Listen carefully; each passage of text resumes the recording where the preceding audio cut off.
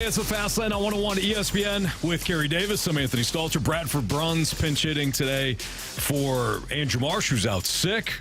No Jamie Rivers. He's traveling today, but we will start off by talking about the ugliness that was the St. Louis Blues performance on Saturday. Do we have to? Yeah. Yeah, we absolutely have to. Yep. A couple of moves they made, too, today that we need to get into. So let's start off with your Blues. I blinked, Carey, and they were down. I was texting you all, and I was watching it, and it was 1-0, it was 2-0, it was 3-0. I was like, ooh, the hell is going on here? Yeah. It wasn't great. No, not at all. There was nothing in that game. It was lifeless. They got punched in the mouth first and often and didn't really punch back. And I think that was, I don't know what this team is, man. You can lose, right? You're not going to win them all because it's professional sports. Those guys get paid too, right? Mm-hmm. But it's a way that you lose, especially when you know you're approaching the trade deadline. Some of those guys may or may not be there. You're in a wild card spot. You have an opportunity to make it to the playoffs, and you just show up lifeless. And then the time change and starting the game at 11 Central. Who the hell did they not know that the game started at that time? I think they did. I think they were aware of it. They didn't play like they did, but they were aware of it. I think they may have been waiting a couple more hours for the game to get started. Yeah. But it wasn't good. It was bad. It didn't look good. And I just don't know I don't know what this team is or where you go. You know, what it is they are trying to accomplish, because that was a terrible, terrible outing. And you listen to a lot of the players, and I'm not blaming them. They're not going to break down exactly what went wrong in great detail, but you listen to the players, you read their quotes, and a lot of them are just, if we play the way we know we can play, we'll be good. If we play our game, we keep getting away from our game. What is your game? What's your game? Because you haven't found it on a consistent basis yet. This is why you're in a spot where other teams are surrounding you in this wild card race. Nashville's there. You've got, Seattle is hanging around. You've got multiple teams that you're battling with just to get into the playoffs. You haven't found your game. Even when they played well 2 games ago, when they had the shutout of the New York Islanders 4-0, Jamie even highlighted a lot of the issues that he was seeing, despite the fact that it's 4-0. He was saying that even though they won that game, there were so many things that could have been done, because Jordan Bennington had to stand on his head. He had to make some great saves, and obviously you gave the Detroit Red Wings a lot of opportunities to score. It just felt like they were on the attack the entire first period. Yeah. And the Blues never caught up. It's like they did not know that the period had started, and as you said, you blinked and it was 4-0. Mm-hmm. And you're like, wow, what the heck is going on here? Right. It wasn't good. And you can excuse bad games if you've been consistent. Like the Columbus game right before the All-Star break. You had won 5 straight. Right. You had a dud offensive performance against Columbus going into the break. It was discouraging. It was frustrating, but that was 1-0. You can excuse that. You can live with that. If you just previously won the 5 games going into that. But you've lost now, 4 of your last 6 games?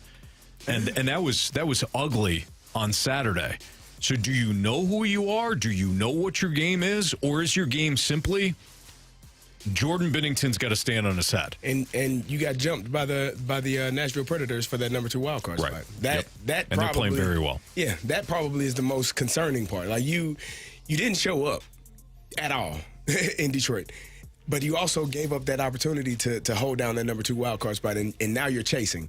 And you're not, in my opinion, you haven't been consistent enough to try to chase someone down and make it into the playoffs. It hasn't been great. And there's a clear distinction between how many different times this season has Bennington capably proved, yes, he has been able to stand on his head. And then on Saturday, what you saw, not even having a chance. Right. Being pulled out of necessity, basically saving him from himself, because your sieve-like defense is allowing so many net front opportunities. Doesn't have a chance. You can't defend tap-ins, gentlemen. You simply can't. Right. Joel Hofer, Jordan Bennington, it wouldn't have mattered.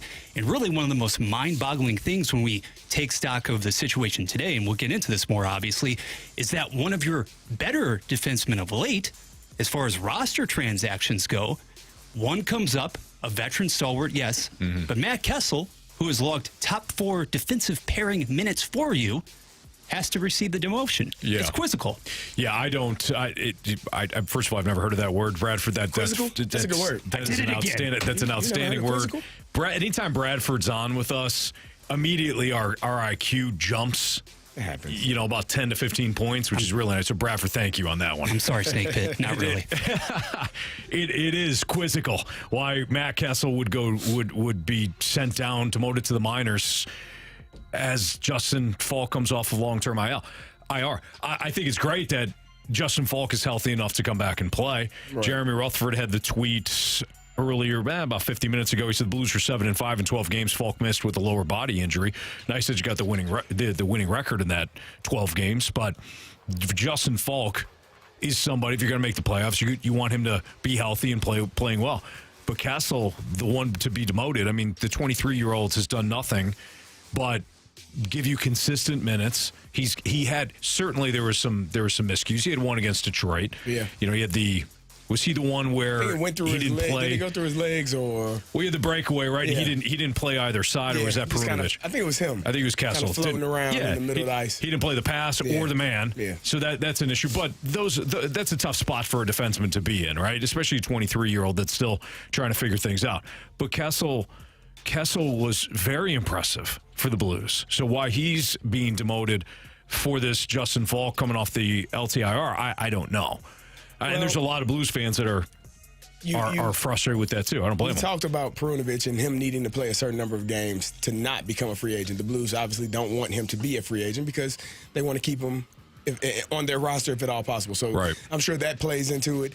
You don't necessarily want him not playing or not getting reps, staying sharp. So you give him an opportunity to stay sharp. If he's on the roster and not playing, what good does that do him? Right. And what good does that do your team? I mean, you need him to be sharp because I think whenever the trade deadline, when they're done, when all the smoke clears, I'm sure he'll be back up and I'm sure he'll be playing. I think it's just they're trying to figure some things out. And it goes a little bit deeper than that as well on the blue line. You think about Tyler Tucker. You don't want to expose him unnecessarily, but here's what it is. You signed him prior to the season to a 2-year, one-way contract. And yes, he may in turn develop into a valuable piece for you, maybe like a Scott Perunovic, but he's played a grand total of 16 games for you this season. Right. You're protecting him. Why? At the expense of somebody who's been valuable in the past few weeks. And who's developing. He's a young guy. This is somebody you're in a retool, which is nice for there's negatives, there's some drawbacks, and there's some positives when you're in a retool. One of the positives when you're in a retool is that you're still expected to compete because of the players that you have on the roster. Right. One of the other positives when it comes to a retool is that you can play young guys with one eye on the future. We're seeing this with certainly Jake Neighbors. I thought we were seeing it with Kessel. I think they're in an odd spot because they're not consistent enough, and you don't know where you're going to be in, where are we at, 10 days? Around, roughly, 8 to 10 days. When the trade deadline hits, you still don't know whether you're buying, selling, or standing pat. So you're trying to figure some things out, and I think that's what this roster move was, just to see where we are, and if we need to make a move or if we need to move guys and ship guys other places, we know exactly who's going to be on our roster and what we look like going forward. The Blues kind of remind me a little bit of the Golden State Warriors right now. The Golden State Warriors, largely, with the way that Klay Thompson's playing, with the way that you had like Draymond Green miss a bunch of time. The young guys have shown some promise, but Steve Kerr, as he showed last year in the playoffs, he's going to stick with the veterans. Yep. It's Draymond Green, it's Steph Curry, it is Klay Thompson, right? Yeah. The Warriors right now are, hey, if Steph Curry is brilliant, we're good. We're good. If Steph Curry's not brilliant, we're not great. We're going to struggle. That to me, that's the Blues right now. If Jordan Binnington is brilliant in a given night, everybody else feeds off of him, just like they did in that Islanders game. Yeah. If he does not save their bacon like he didn't do in Detroit on Saturday, have a chance. I'm not blaming him. Trust me. I'm just saying, if he doesn't come up with, because he made some miraculous saves against the Islanders in the first period of that game, or else maybe you're down 2-0 in that one too. But if he does not have the miraculous save early on, it's almost like everybody gets the Gumby shoulders and that's it. Yeah. and and you get drubbed. And that's what happened. That's kind of where we're at right now with the Blues. Maybe it's just too much of a simplified way to look at it, but when I read things like, we just got to get to our game, I don't know what your game is outside of Binnington's got to be great, and then you kind of feed off of them. That's the only way you're going to win right now. And that really showed on Saturday. It just wasn't. They got down, they got behind too much, too fast, and it just worked. They were unable. And there was a stat I wish I would have had it. I think the Blues are first in the National Hockey League when they score first, and almost dead last when they score when they're scored on first. Like, they're a streaky team. That's essentially what this team is. They're either super confident or they have no self-esteem. And they get drubbed. I don't know why that is. And think about the opponent on Saturday. In many ways, that team in Detroit should be a mirror image of what you aspire to be. This team is in a dogfight in the Eastern Conference. Every single game matters. You have a lot of offensive talent on that side. Yet Detroit comes out, not only protects the home ice, but takes the flow to you. That is a team with a bevy of young guys, and yet you get the sense that team is trying to and developing some success at finding its identity. Yeah. And yet the Blues are still in that transitional state. You're absolutely right. Yeah, the Red Wings are. We knew that was going to be a challenging game. I didn't see it going the way it did in that you gave up four goals in the first period, but we knew Detroit was going to give them a lot of issues, and they certainly did. It's the Fast Line on 101 ESPN with Carey Davis, I'm Anthony Stalter, Bradford Bruns, again pinch hitting for our guy Andrew Marsh. The Cardinals, Carey, they've been, how do I put this, a boring team. They've been very boring over the years. What? Kind of steady, lunch pail, boring. Come on. They might have one exciting player, though. That's next on 101 ESPN. We want your insight and honest opinions on the world of sports. Use the mic drop feature in the 101 ESPN app. Say it and send it to us. Now in the App Store or Google Play.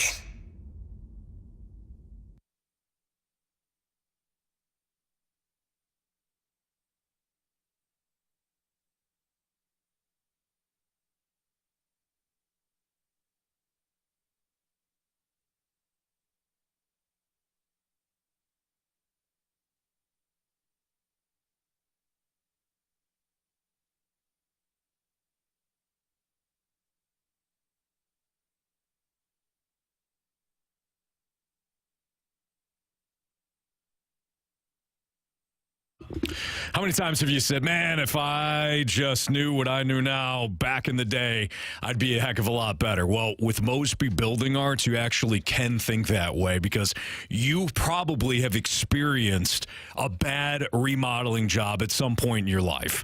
Maybe it was the kitchen. Maybe it was the master bathroom. Maybe it was a basement. And you decided to go the inexpensive route because you wanted to be a smart consumer. I think that's great. I've experienced that as well. So then you start to kind of compartmentalize things. We'll hire this person, that person, that. All of a sudden you're displaced. You don't have a kitchen for months. You don't have a master bathroom for 6 months because you're waiting on stuff. Mosby Building Arts takes that burden away from you, and you can have an enjoyable process, not just a finishing result, but an enjoyable process. Because at Mosby Building Arts, what they do is, first of all, they have everybody in-house. They have electricians in-house. They have plumbers in-house. They have their carpenters in-house. They have their strategic team, in terms of, hey, we're going to build it this way. They're architects. Everybody's in-house at Mosby Building Arts. Everybody knows each other. They work well together. And the other thing that I love that Mosby does is they wait until all of your materials are in their possession before they even get started. So you're doing a kitchen. Everything is in-house, ready to go, and your team is ready to start your project. And you have one specialized team that's going to work right there in your kitchen. You're going to have follow-ups every week. Mosby is hands down the best. So I'm telling you right now, if you've had bad experiences before, go with Mosby Building Arts. Call my friends at 314-909-1800 or visit them at callmosby.com. Mosby Building Arts, the right remodeling company.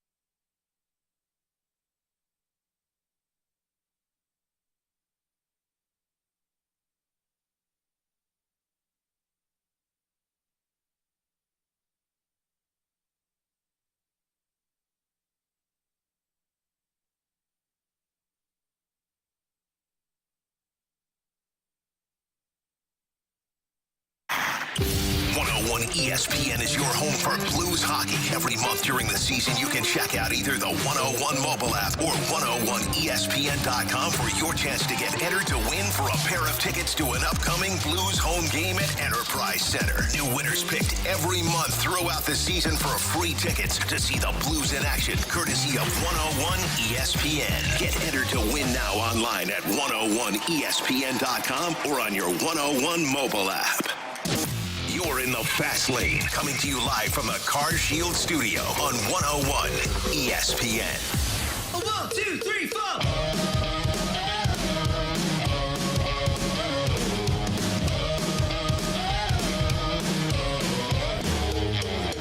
21-year-old shortstop. He's out of Kingwood High School. He is 3 for 3 today. Masyn Winn has 3 of the Cardinals' 6 hits. He is headed to second, and he is going to ease into second base with a double. Winn having himself a nice start to his spring training. Not only did Masyn Winn go 3 for 3 with 2 singles and a double in his Grapefruit League debut, but he also stole a base and delivered the defensive play of the day by ranging to his right, backhanding a slow roller, and throwing an absolute seed to first to retire Houston speedster Trey Cabbage. The Cardinals, gentlemen, I don't know if you felt this, but the Cardinals have been tad boring over the years. Oh, really? Yeah. Kind of a boring-ass team, I'd say. Station to station? Boy, that'd be nice if they go station to station. Last year, they just didn't do anything. Yeah. Well, go ahead. I don't mean to be I really don't. I don't mean to be wrong. I don't mean to be disrespectful, but like okay. I will embrace the workman-like team, the blue-collar lunch pail-esque team if you're winning. Right. You know what was fun? Back in 19, when they had their long winning streak? Yeah. Or was that 2021? It's 2019. 2019. Yeah. It's been that long? Probably. Mike Schelt. That's gross. Yeah. It's been that long. Anyways, that was like a workman-like team. That wasn't a bunch of who's exciting right now. Atlanta's got some exciting players, right? Houston, I think, can be exciting. Texas Rangers. Texas.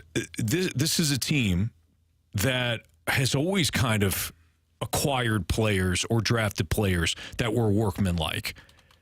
But if you're losing, or if you're average, if you're mid, as the kids would say, mid, and you're boring, this is supposed to be entertaining. You want to win, but and no pun intended on that.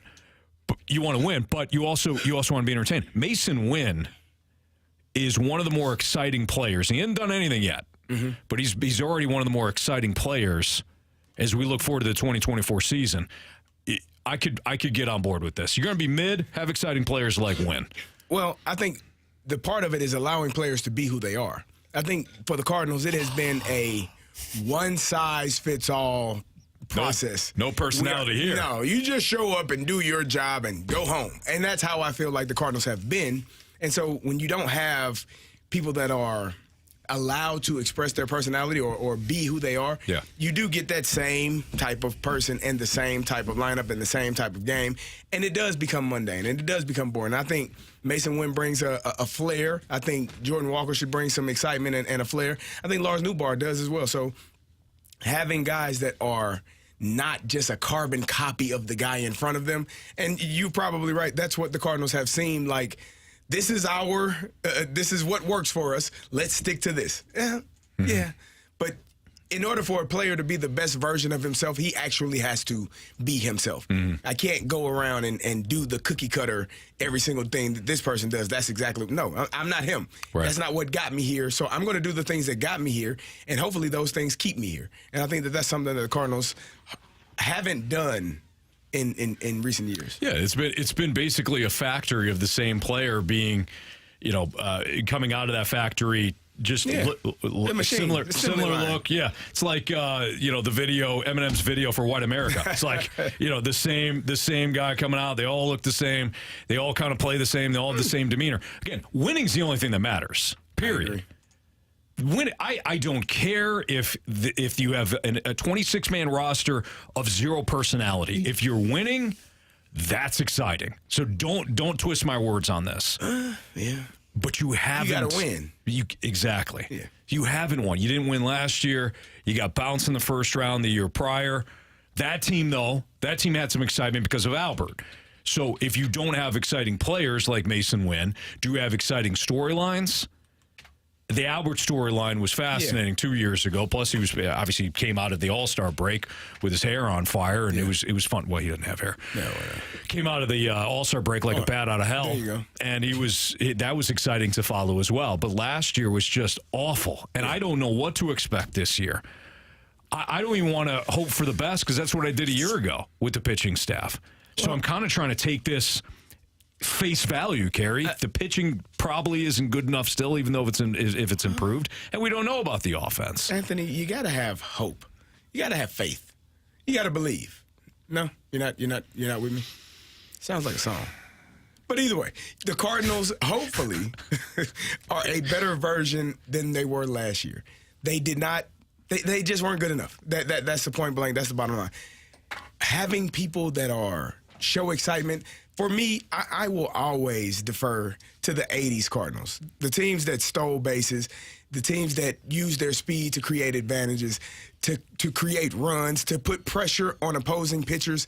That, to me, is fun. Mm-hmm. I loved Ricky Henderson growing up. Yeah. I loved a guy that could be an athlete that was able to do so many things on the base pass, and it just puts so much stress on that pitcher on the mound. He's supposed to be focusing on the hitter, but he's really focusing on this guy about to take off and be in scoring position, and I'm about to give up an earned run. Yep. And I do not want to do that. So, for me, if they are willing to allow their players, their younger players, that goes back to the conversation that we had last week where the younger guys were running the clubhouse. Mm-hmm. Oh, no.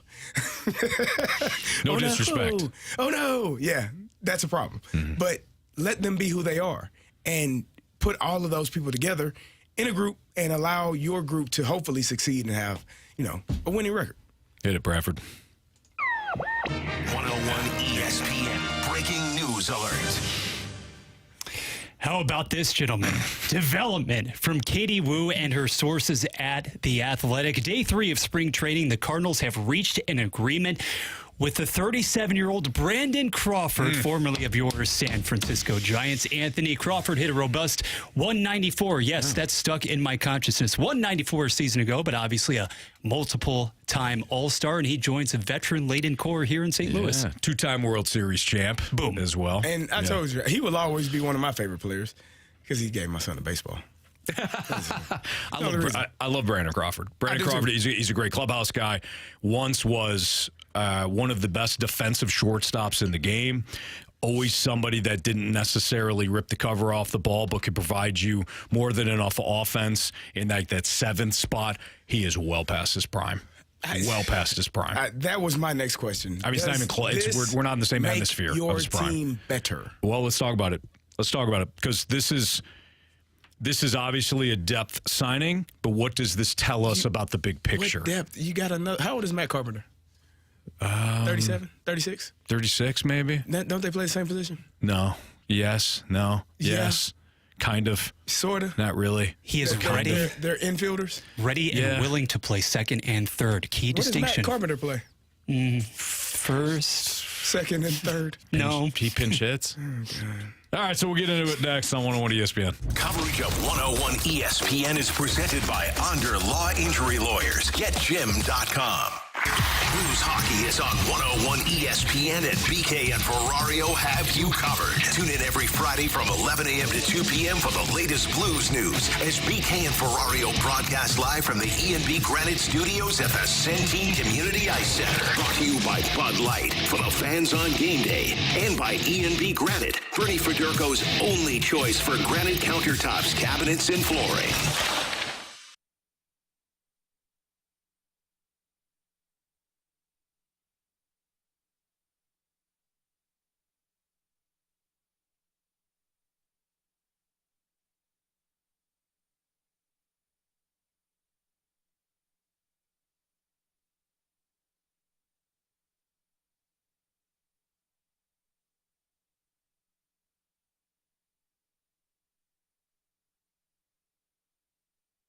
Hi, it's Tina from Master. I've been telling you for a while about our fantastic business cloud phone service from our partners at Nuso. There has never been a better time to call us. Right now, we're offering free desk phones with your service. This can save you up to 30% on your monthly bill. Call us today at 314-997-9007. That's 314-997-9007. Or visit MASTO.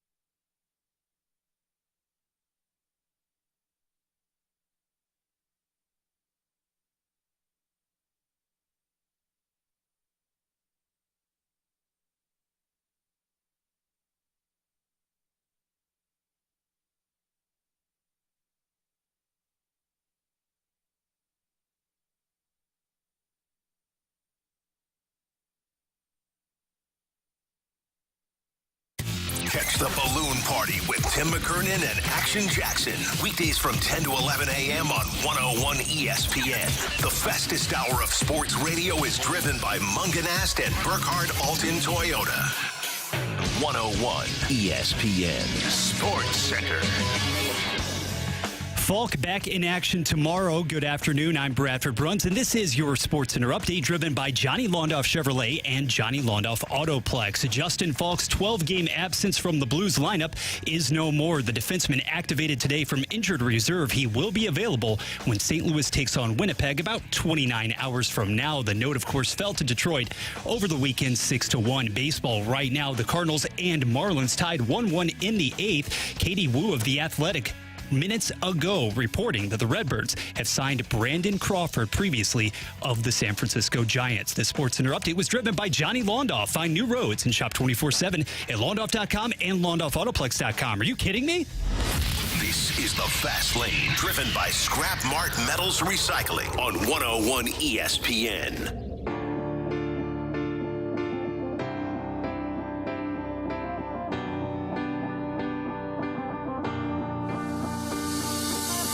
So as Bradford Bruns just told you in the Sports Center update, Katie Wu of The Athletic reporting that the Cardinals are signing Brandon Crawford, Bradford Bruns, Brandon Crawford. Making big moves. Yeah. Bring in Bradford. What can you play, Bradford? Well, you know, I already a pitcher. I already served this town for an illustrious tenure as quarterback of the Rams. So, Bradford. Different sports. Yeah, there you go. Okay. Susan Slusser was the first to report that Crawford and the Cardinals were a thing earlier today. Susan writes for the San Francisco Chronicle as the beat writer for the Giants. You and I just said we both like Brandon Crawford. Apparently gave your son a ball at Busch Stadium. I'm a fan. Okay. Always will be. Brandon Crawford was one of the best defensive shortstops. 10 years ago, though. It's like 8 years ago. Okay, that he gave you the ball? Yeah. He's still playing really well. He had a decent year a couple of years ago offensively, but his defense is tail. I mean, look, he's 36, 37 years old. Mm-hmm. Your range isn't going to be what it was when you're 27. Brandon Crawford's a really good clubhouse guy. He's a veteran. Somebody give you a professional at bat. But here's the question as it relates to the Cardinals overall. So you bring in Crawford as depth for Masyn Winn. That's also telling you that Tommy Edman will not be ready for opening day. That's what this move signifies. You may only have Brandon Crawford for a month. I don't think this is about Brandon Crawford. I don't think we need to make a big deal out of this. This essentially is break glass in case of emergency. Well, what type of emergencies are we worried about here? You're not going to have, to me, again, this is my read on it. You're not going to have Tommy Edman. Okay. For either a couple of weeks to start, maybe even the full month. He is not facing live pitching right now. Apparently, he's still swinging, at least as of last week. He's still swinging one-handed, trying to get his timing down, but he is not swinging full time yet. Mm-hmm. So if he's not going to be ready for opening day, and this extends for a while, Brandon Crawford is an emergency situation for Masyn Winn. Okay. That's all this is. Because who else is going to play shortstop? Brendan Donovan might, but he's also coming off an injury.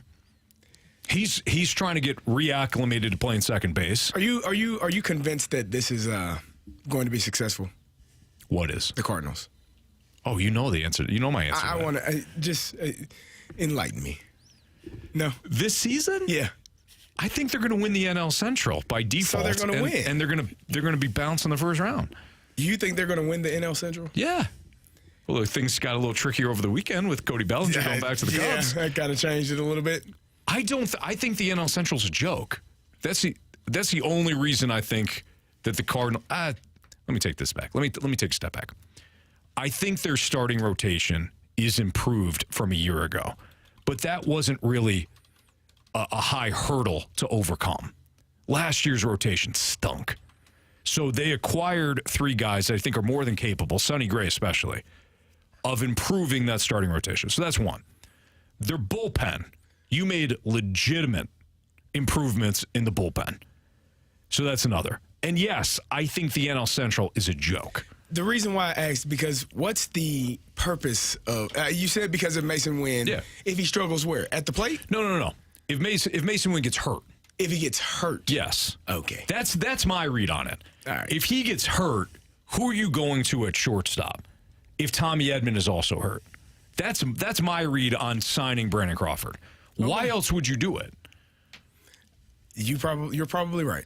There's probably no other reason, just an insurance policy if he does get hurt. I just think the team is getting older. Oh, the team's definitely every signing, it's a little bit older. That's correct. That's not. I told you, professional sports usually doesn't work for the older people. I'm just telling you the truth. The older you get, you don't usually get better. Mm-hmm. There's only one person that I've seen continue to stay the same and get better, and that's LeBron James, and he is maybe Tom Brady. Tom Brady too, for sure. Those two are the exception to the rules. Mm-hmm. The rule is you get older, you start to stink. Yeah. And you get worse. And this team, from last year to this year, got a little bit older. Mm-hmm. Last year's team wasn't really good. So I can only tell you from my personal experience, sir. It is. The older you get, the worse you get. Truly ironic that this signing comes one day after Masyn Winn looked like the best player on the diamond in Florida in that game. Oh, my God. What's funny, though? They're going to trade him. I will walk out. That's what this means. What's alarming is that now, for those who want Masyn Winn to run with the job right away, as he should. We saw flashes. Staltz in the last segment you talked about hasn't done anything at the major league level. Certainly not offensively, we know that. Yeah. But we know exactly who Masyn Winn is as an athletic defensive shortstop. If the bottom were to fall out, or you really, really struggle, you're not hitting for the first 2 to 3 weeks of the season, giving Ali Marmol, another veteran here, to potentially plug in, adding him to the arrangement, what's to necessarily stop the Cardinals, though, given past performance? And I'm talking about past performance only. Another guy from the left side, a la Matt Carpenter, who's proceeded to lean and try to pull more and more pitches over the last 2 seasons. Maybe the hook is a bit quicker right now simply because of what's on the back of the baseball card. And that is the recent history and history of this organization. That's all I'm saying. So, Bradford, what you just said makes me want to punch a hole in the wall. I get it. And I know you're presenting, this is not about you, you're presenting it from the Cardinals' perspective. You're throwing out another scenario. I'm just saying your scenario is awful. I don't think this is about Masyn Winn. I think, at least I hope, going back to hope, Rhode Island style. You know, it's the is it the motto? Or is that? Yeah, the motto of Rhode Island, the apparently. State motto? Hope. Yeah. Oh. We found that out a year ago. Brad Thompson had to look that up because we kept saying hope too much. So then we just converted it to Rhode Island. Mark that down for random category. There you go. Yes. So, my hope is that this Brandon Crawford signing is about Tommy Edman's status, not about Masyn Winn. Because if anyone thinks that Masyn Winn, is going to struggle so much in April that it's going to open up the door for Ollie Marmol to say, I got this veteran in Brandon Crawford, let's play him. Then we're worse off as Cardinals fans than we had originally thought. When did Tommy have his surgery? It was right after the season. There's some mixed thoughts on that because they didn't announce it. January. There you go. Yeah, I think he did. It was right after, closer to being ready than. But he's not. Yeah, that's what this is saying. Yeah. Bench Masyn Winn, you're going to put him that. You're going to transfer him to the minors. He better be 0 for about 45 and with 44 strikeouts. Yeah. Well, yeah. You know what I mean? Yeah. There is no reason. You're telling him this is your job to lose. They said it over the weekend. This shortstop is yours to lose. Go for it. And so far, so good, as he had an outstanding debut over the weekend. I don't think this is about Masyn Winn. Tommy Edman's not going to be ready. So the conversation. So now we don't have a center fielder. Dylan Carlson. Well, Dylan Carlson. You let off today, gentlemen. Let's go. Or Victor Scott. Oh yeah. Hey now. Who also had a nice game over the weekend. Could Victor Scott take over in center field with Tommy Edman not ready? Could he have such a big spring training, kind of like Jordan Walker last year? That was the mission for Jordan Walker, wasn't it? Have such a great spring training that they had to keep you, and he did. Now he struggled at the end, but that was also one of the reasons I think they kept him. Yeah, because he had just this steady demeanor to him. It's one of the things Ollie told him in the office when he told him that he made the team. But have such a great spring training that the Cardinals are not going to send you to Memphis. They had to take you to St. Louis. Maybe Victor Scott has one of those spring trainings. Either way, I'm open for the competition. Let's go, Dylan Carlson. That's what I like. I like give guys an opportunity. Whoever plays the best, they should be awarded for what they've done. I don't, Masyn Winn is getting his opportunity. I think he's going to, seize that opportunity. If Dylan Carlson is going to be your center fielder while Tommy Edman is out and he performs well, Tommy Edman, you may be back at second base. Whatever makes the team better is what the Cardinals should be trying to do. Mm-hmm. Yeah. Well, this spring training now becomes a massive one for the youngster Victor Scott and for the younger veteran Dylan Carlson until Tommy Edman is ready to go. This is how stuff happens. The door comes open. Who takes advantage of it? The door is wide open now. Yeah. You love Dylan Carlson. I was a big defender of him a year ago. I like him. You love Dylan Carlson. Okay. I was a big defender of him a year ago. It's like the Justin Fields conversation, though. Why are we having the conversation about the Bears potentially trading? Why are we having the conversation about Victor Scott? Because Dylan Carlson hasn't taken advantage of his opportunities. Yeah. So let's go. What are you made of? We'll see. If not, Victor Scott, take the job. All right, it's the Fast Lane on 101 ESPN again. The Cardinals are signing Brandon Crawford. Sources tell Katie Wu with The Athletic. The move brings needed veteran shortstop depth behind Masyn Winn, with Tommy Edman's status for opening day unclear. Susan Slusser of the San Francisco Chronicle originally reported that the former Giants shortstop Brandon Crawford and the Cardinals had mutual interest. Maybe that's all it is, too. We have seen... If somebody's interested in the Cardinals, they just go ahead and sign him. He wanted to be here. It'd be nice if Jordan Montgomery or Blake Snell showed any sort of interest. Because if that's all it is, it'd be nice if one of those players showed some interest. They want to be here. There's a month left. Give it time. Oh, boy. That's Bradford Bruns. He's going to have what's trending for you next on 101 ESPN. The Blues play on ESPN.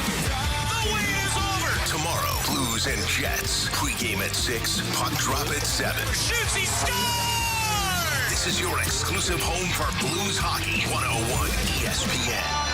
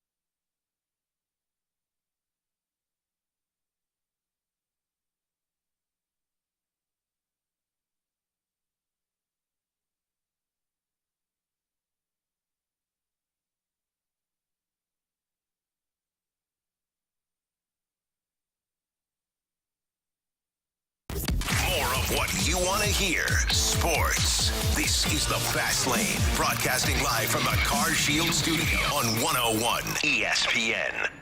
It's time to find out what's going on in the sports world with What's Trending Now. Brought to you by Goodwill. Donate a car and get tickets to the St. Louis Cardinals.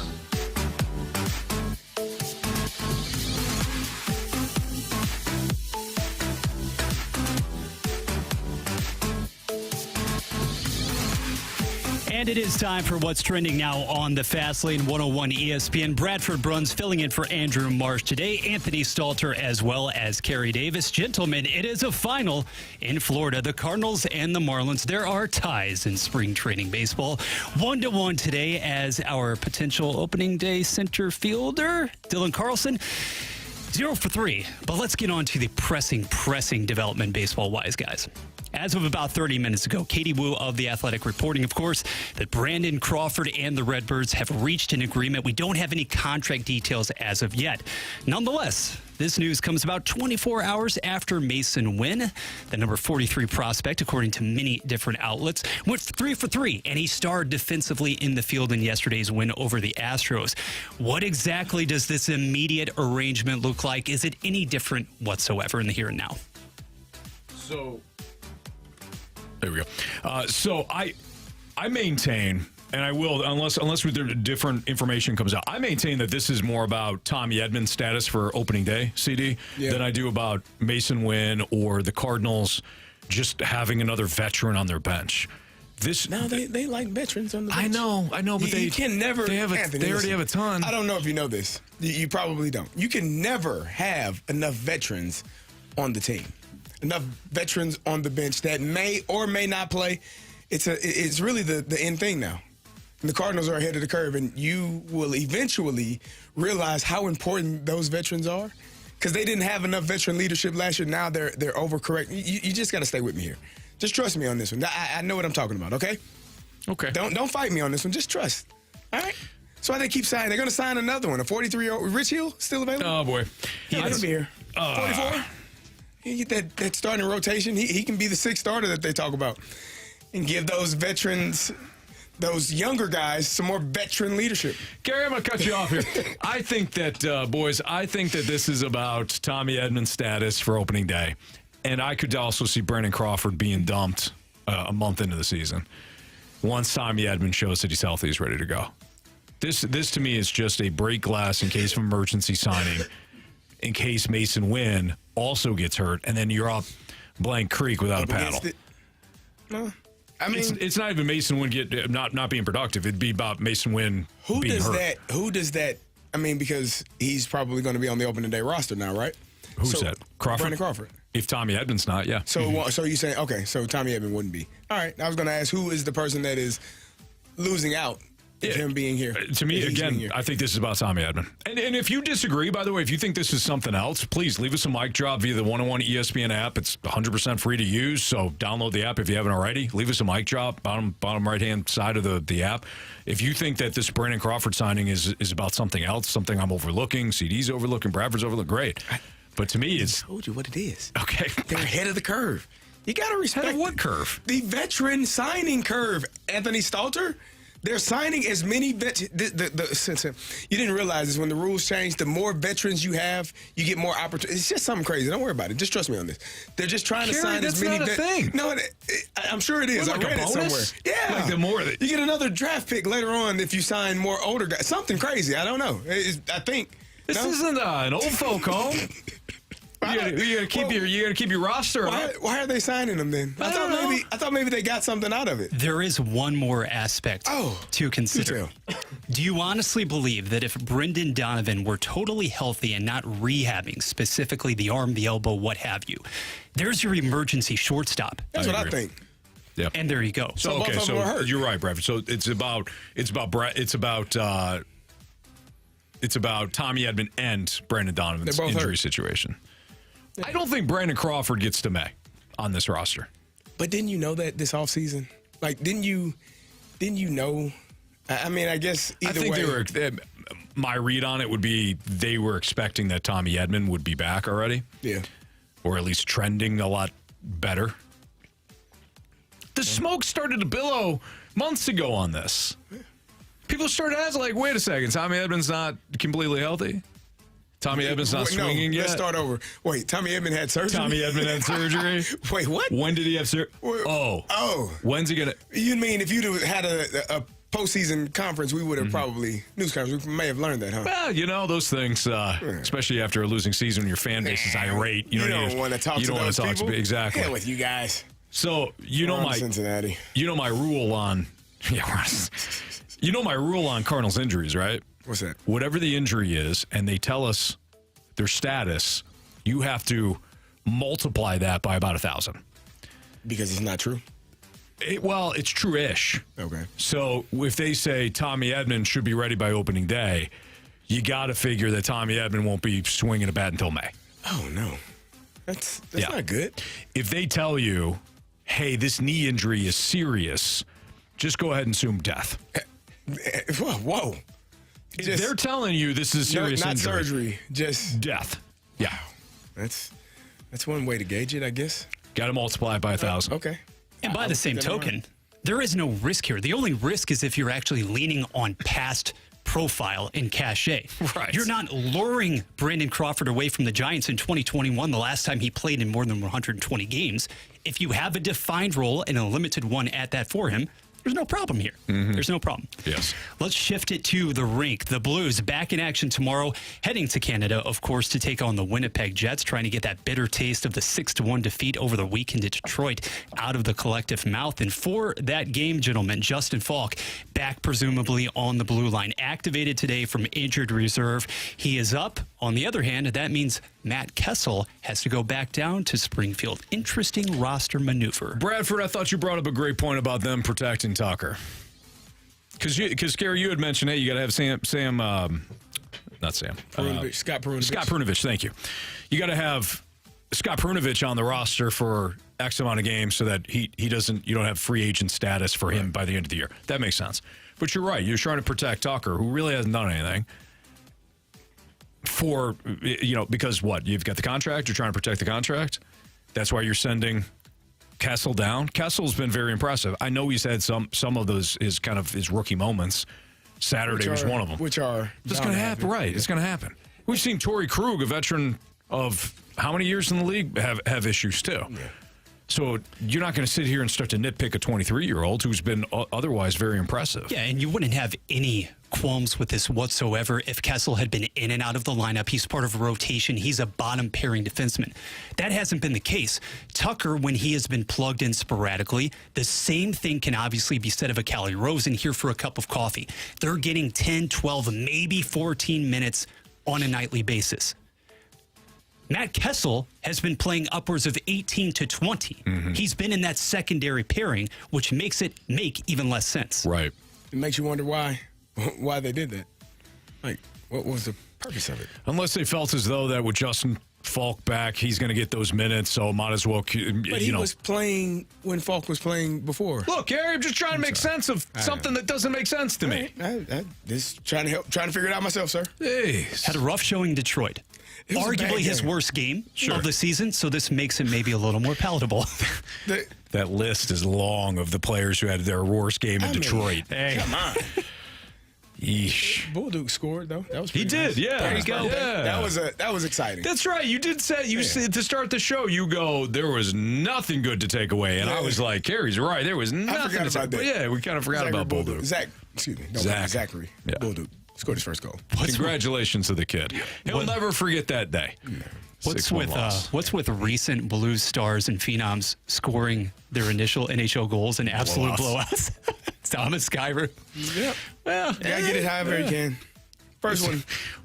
Welcome to the Blues. Yeah. Ish. Welcome to the Blues. We'll find our game at some point in March. It was February, then it's on to March now. It's going to be too late. Mm-hmm. So there was a controversy in collegiate sports over the weekend that made me say, why can't we just use common sense here? That's next on 101 ESPN. From the opening drive, the balloon party, BK and Ferrario, to the fast lane and more. If you missed anything on 101 ESPN today, get caught up with all the shows and 101 podcasts at 101ESPN.com or on your 101 mobile app. Driven by Dobbs Tire and Auto Centers.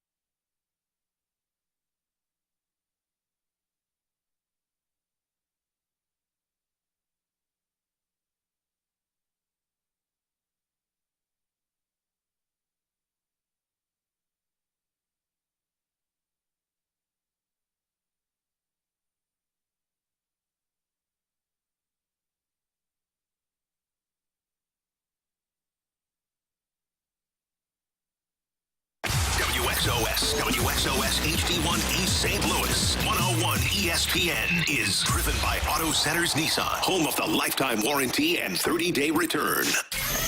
Two pros and one average show. You're listening to the Fast Lane on 101 ESPN, driven by Scrap Mart Metals Recycling.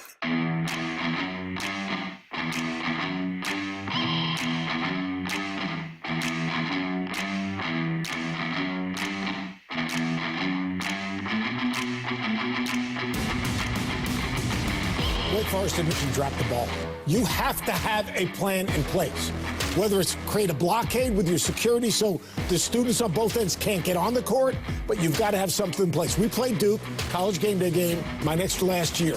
Fortunate enough to win. The day before, there was a full plan and a meeting where they had exactly what was going to happen. We're fortunate enough to win this game, X, Y, and Z. And you know what? Virginia Tech executed it absolutely perfectly. Wake Forest and their administration, shame on you, because you should have had something in place to make sure, most important thing, the security of the visiting team. So that was Seth Greenberg, ESPN college basketball writer and former coach, talking about of course, the Kyle Filipowski injury for Duke. He's their best player. He was on the court when Wake Forest beat Duke. Unfortunately for me, it's a 2.5-point favorite because I had him in bet. I Duke and bet the board. I told you that line didn't make any sense. You're right. Still doesn't. Yep. So Wake wins, and then, of course, the fans storm the court because it's Duke and it's Wake, and Kyle Filipowski gets hurt. Now, Carey, you've had this like scoff on your face listening. You had it during the Seth Greenberg comments, and now I'm looking at you now, and you've got this expression on your face. So I'm going to shut up for a second because maybe you have a different take on this whole situation than I do. There was a different view of the entire ordeal, where it looked to me as though Kyle Filipowski is the one that initiated the contact with the young person that was running on the court, and therefore injuring himself. Is it ideal to have people running on the court? Probably not. But it's college sports. That's what they do. They do it in college football. They run on the field. They tear down the goalposts. They run on the field. They run on the court when you beat a top team. That's part of the enjoyment of playing collegiate sports. You don't get that anywhere else. So I don't necessarily have a problem with it. Get your guys off the court. Get your guys out of the way. But he initiated the contact, and now it feels like that he's playing the victim. Oh, I'm hurt. Yeah, you stuck your foot out and pushed the kid. At least that's what it looked like to me. And so if you got hurt, dummy, you probably shouldn't have done that. That kid wasn't trying to run into you. He was running to celebrate and got a foot stuck out and a forearm shiver. And now you're hurt. Okay. Whose fault is it? I mean, I guess to make a big ordeal about, you shouldn't be storming the court. We shouldn't. Nah, come on. It's college sports. It's one of the. Let's use some common sense. No. It's one of the beautiful things about college sports. Yes, to be able to celebrate with people, with your classmates that just beat an Alabama in football or just beat a Duke in basketball. It doesn't get much better than that. Carey, that's a special moment that you never forget. Special moment. This is Wake Forest and Duke on a Saturday morning. Who? Wake Forest and Duke. Wake Forest was favored in the game. You're storming the court like Appalachian State, Michigan. And that I could see. You should have done it then too. That I could see. But this is a late February ACC game, which makes it all the better. I mean, come on. Let's use some common sense. I didn't have a problem with it. Like I said, the young man Kyle Filipowski looked to me as though he stuck his foot out. Okay, and got Carey, injured. let me appeal to your athletic nature. Yeah. Okay, your competitive fire. Yeah. You, Carey Davis, following a Steelers loss, somebody now is rushing onto the field to celebrate. Now I know it's a professional sports, a little different, but you're angry. You're ticked off. You spent all week preparing for your opponent, and you lose. And now you got some Nimrod that is rushing the court to celebrate, rushing the fields. For me, it's one thing if that participant ran directly at the player and was antagonizing him. It didn't look like to me that young person was running at the Duke player. It looked like he was running to celebrate and got tripped. You, Carey Davis. You have to be as a competitor that I know you to be. Yeah. As a professional athlete, as a collegiate athlete, you have to be better in that situation. You can't let your emotions get you to the point where you're doing something like that. And that's something that you're taught. You are expected. There is more expected of you than an idiot. And I'm not calling this young person an idiot, but idiots that may be running on the court or running on the field and antagonizing you. You still have more at stake than they do in most instances. And so, to whom much is given, much is required. That's part of you're a professional football player or you're a collegiate basketball player at Duke University. That's the expectation. You can't respond that way. I don't think the Carey Davis that I know, my brother from another mother, you'd be handing out some forearm shivers in that same scenario. If they were attacking me. If somebody, LeGarrette Blount punched somebody in the face. It was a player. Yeah. But if a player or a person was running to me and antagonizing me, I may respond. But in that situation, I'm solely talking about this situation. Filipowski looked like he tripped the young person. All right, fine. And pushed him down. And then he got injured. And, you shouldn't be storming the court. Don't stick your foot out, idiot. Get the hell out the way. I still don't think you should be storming the court. I just don't. You got to protect the athletes. Without the athletes, we're not able to watch. There's nothing to watch. I think you have to protect the athletes, especially when the athlete needs to protect himself as well. I think he tried to. No. I think he tried to. No. I trust me. Everybody's around you. You just lost a game. I've seen some intentional trips in my life. And now you got some morons Definitely an intentional rushing the court. He intentionally tripped the young person. What does it? I mean, you're talking about the composure you have to have. This is not part of the game. It's not part of the game. This is afterwards. It's part of your life. That's the expectation when you are a professional athlete or a collegiate athlete. That's part of the expectation. You cannot do certain things that kids on campus can do. Mm-hmm. You just can't. You understand it. It comes with it, and you accept it, and you move forward, and you do the things that you're supposed to do. He should not have responded that way. He should have got out of the way, got to the locker room, and sat down and heard what his coach had to say, in my opinion. I think it's absolutely embarrassing that they stormed the court in that situation. Come on. You did not win the ACC. You certainly didn't win a national championship. You didn't even pull off a massive upset in the first round of the NCAA tournament. Duke. You stormed the court in a late February game where your team was favored. What are the records of Duke and Wake Forest is having a decent year. It's still Wake Forest, sir. Don't rush the court in that spot. No, I don't have a problem with it. What do you think of Seth Greenberg's comments, though, about how Wake Forest has got to be a little bit more prepared for that? Because we've seen a lot of courts stormed, and we don't see this. You're not going to be able to stop it. Like, it's too many people. You don't have enough security to stop 500,000 people running on the court. What if you put up like fences, like tase fences, so they go through it, they get tased? That's legal. I don't think you should do that. That's probably something to think about. No, I don't think about that. It's like illegal. You have to hand every fan a shock collar, and then you put up electric fences. I would say no. So if you want to storm the court, you're now thinking, hey, once you get through the initial shock, you're okay. If you have a dog, I think that they. Well, you ramp it up. You ramp it up a little bit, right? We're talking about human beings. And I don't think that's the way to go. You ramp it up a little bit, and then you have to decide: is this the game that I want to storm the court and get tased? And if it's Duke, you probably accept that. Not right. No, Anthony, I've in college. No. I have crossed some. Just trust me. Yeah. Barbed wire fences. What is that? Nah. I think come on. There is a dilemma. Nothing. There's a dilemma here, though, guys. Fence. Whatever. We get over it. There really is a problem because before the bulk of these schools, conferences can think of solutions, become solution-oriented, you need to have some policies in place. And ESPN, if you go to the main page this morning, actually ran a report.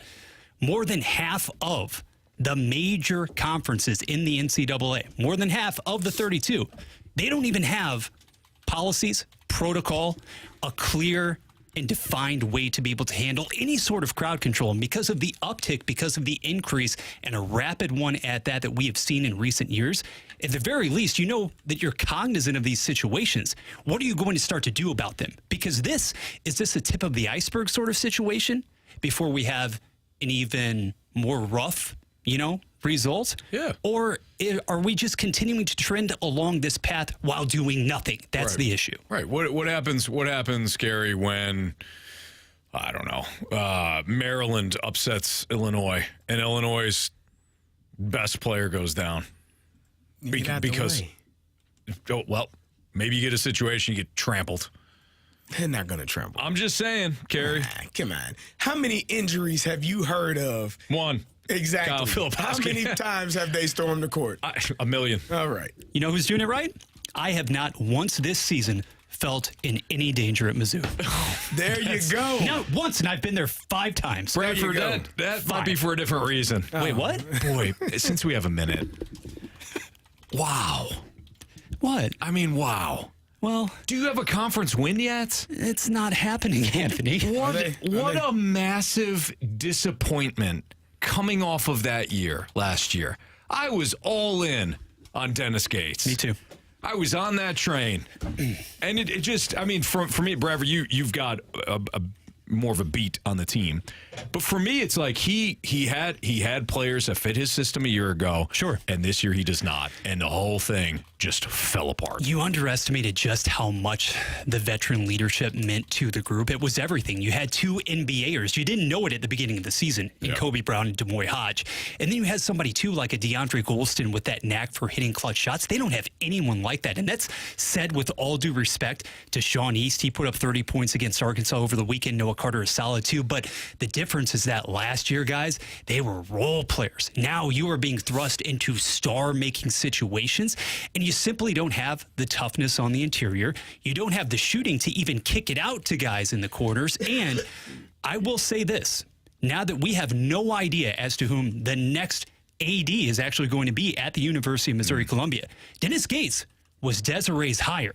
All of a sudden, that leash does get at least a little. He's okay. It gets a little shorter. It gets a little shorter. He's okay. You'd better hit with the incoming class and also the portal, because the latter of which in that area you failed last year. I just want to say, you see how things change in 1 year. So when people get mad at me for talking about Mizzou football has to have another successful season, Dennis Gates had a hell of a year last year, and they stink right now. And the narrative has changed in about 12 months. When I talk about Mizzou football, they call me a hater. Oh, you're just hating the Mizzou. No, I'm not. I'm just telling you how life goes. If you don't have success, people want to fire you, and they don't care what you just did a year ago. So Mizzou but you football, have that same expectation for, like, everybody. Yes. Well, Illinois, we haven't had winning seasons, so But I don't that's have high different. You expectations. have no expectations for Illinois. None. Well, I expect them. Well, you might be right. Little to no expectations for Illinois football. I have some expectations. What, that they show up?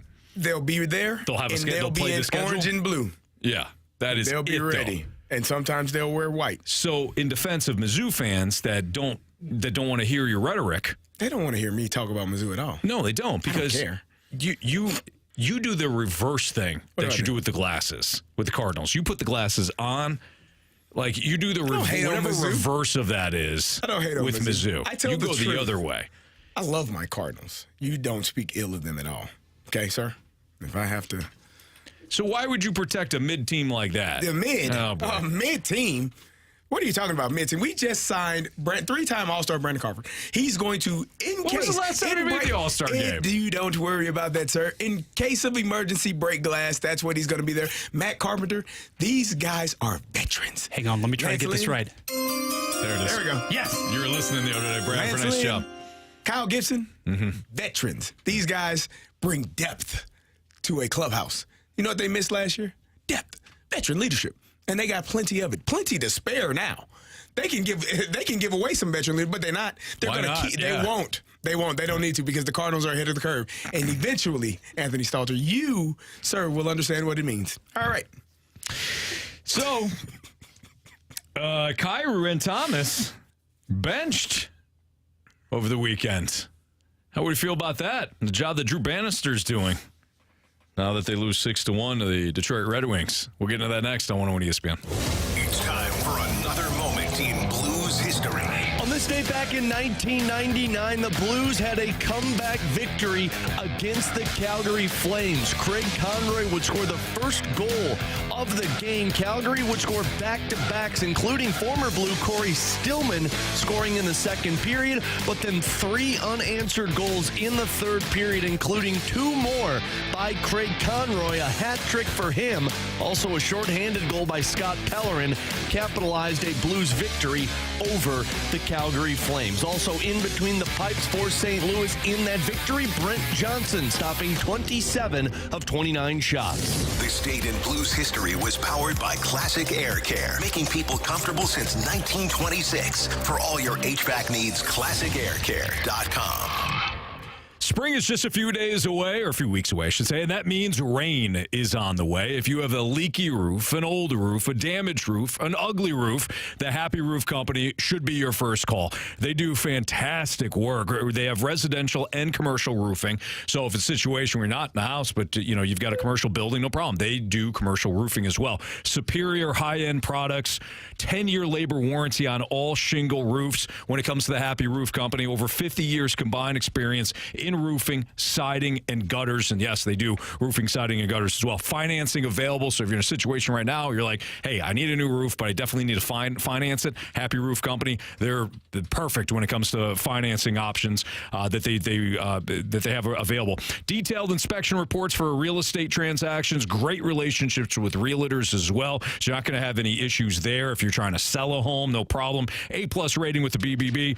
Expert field supervisors. Excellent project communication. They're the best. Give them a call at 314-665-3001. Again, 314-665-3001, or visit them at thehappyroof.com. You won't be disappointed with the Happy Roof Company. If you call today, they'll have someone out to look at your issue within 24 hours. Again, it's a Happy Roof Co.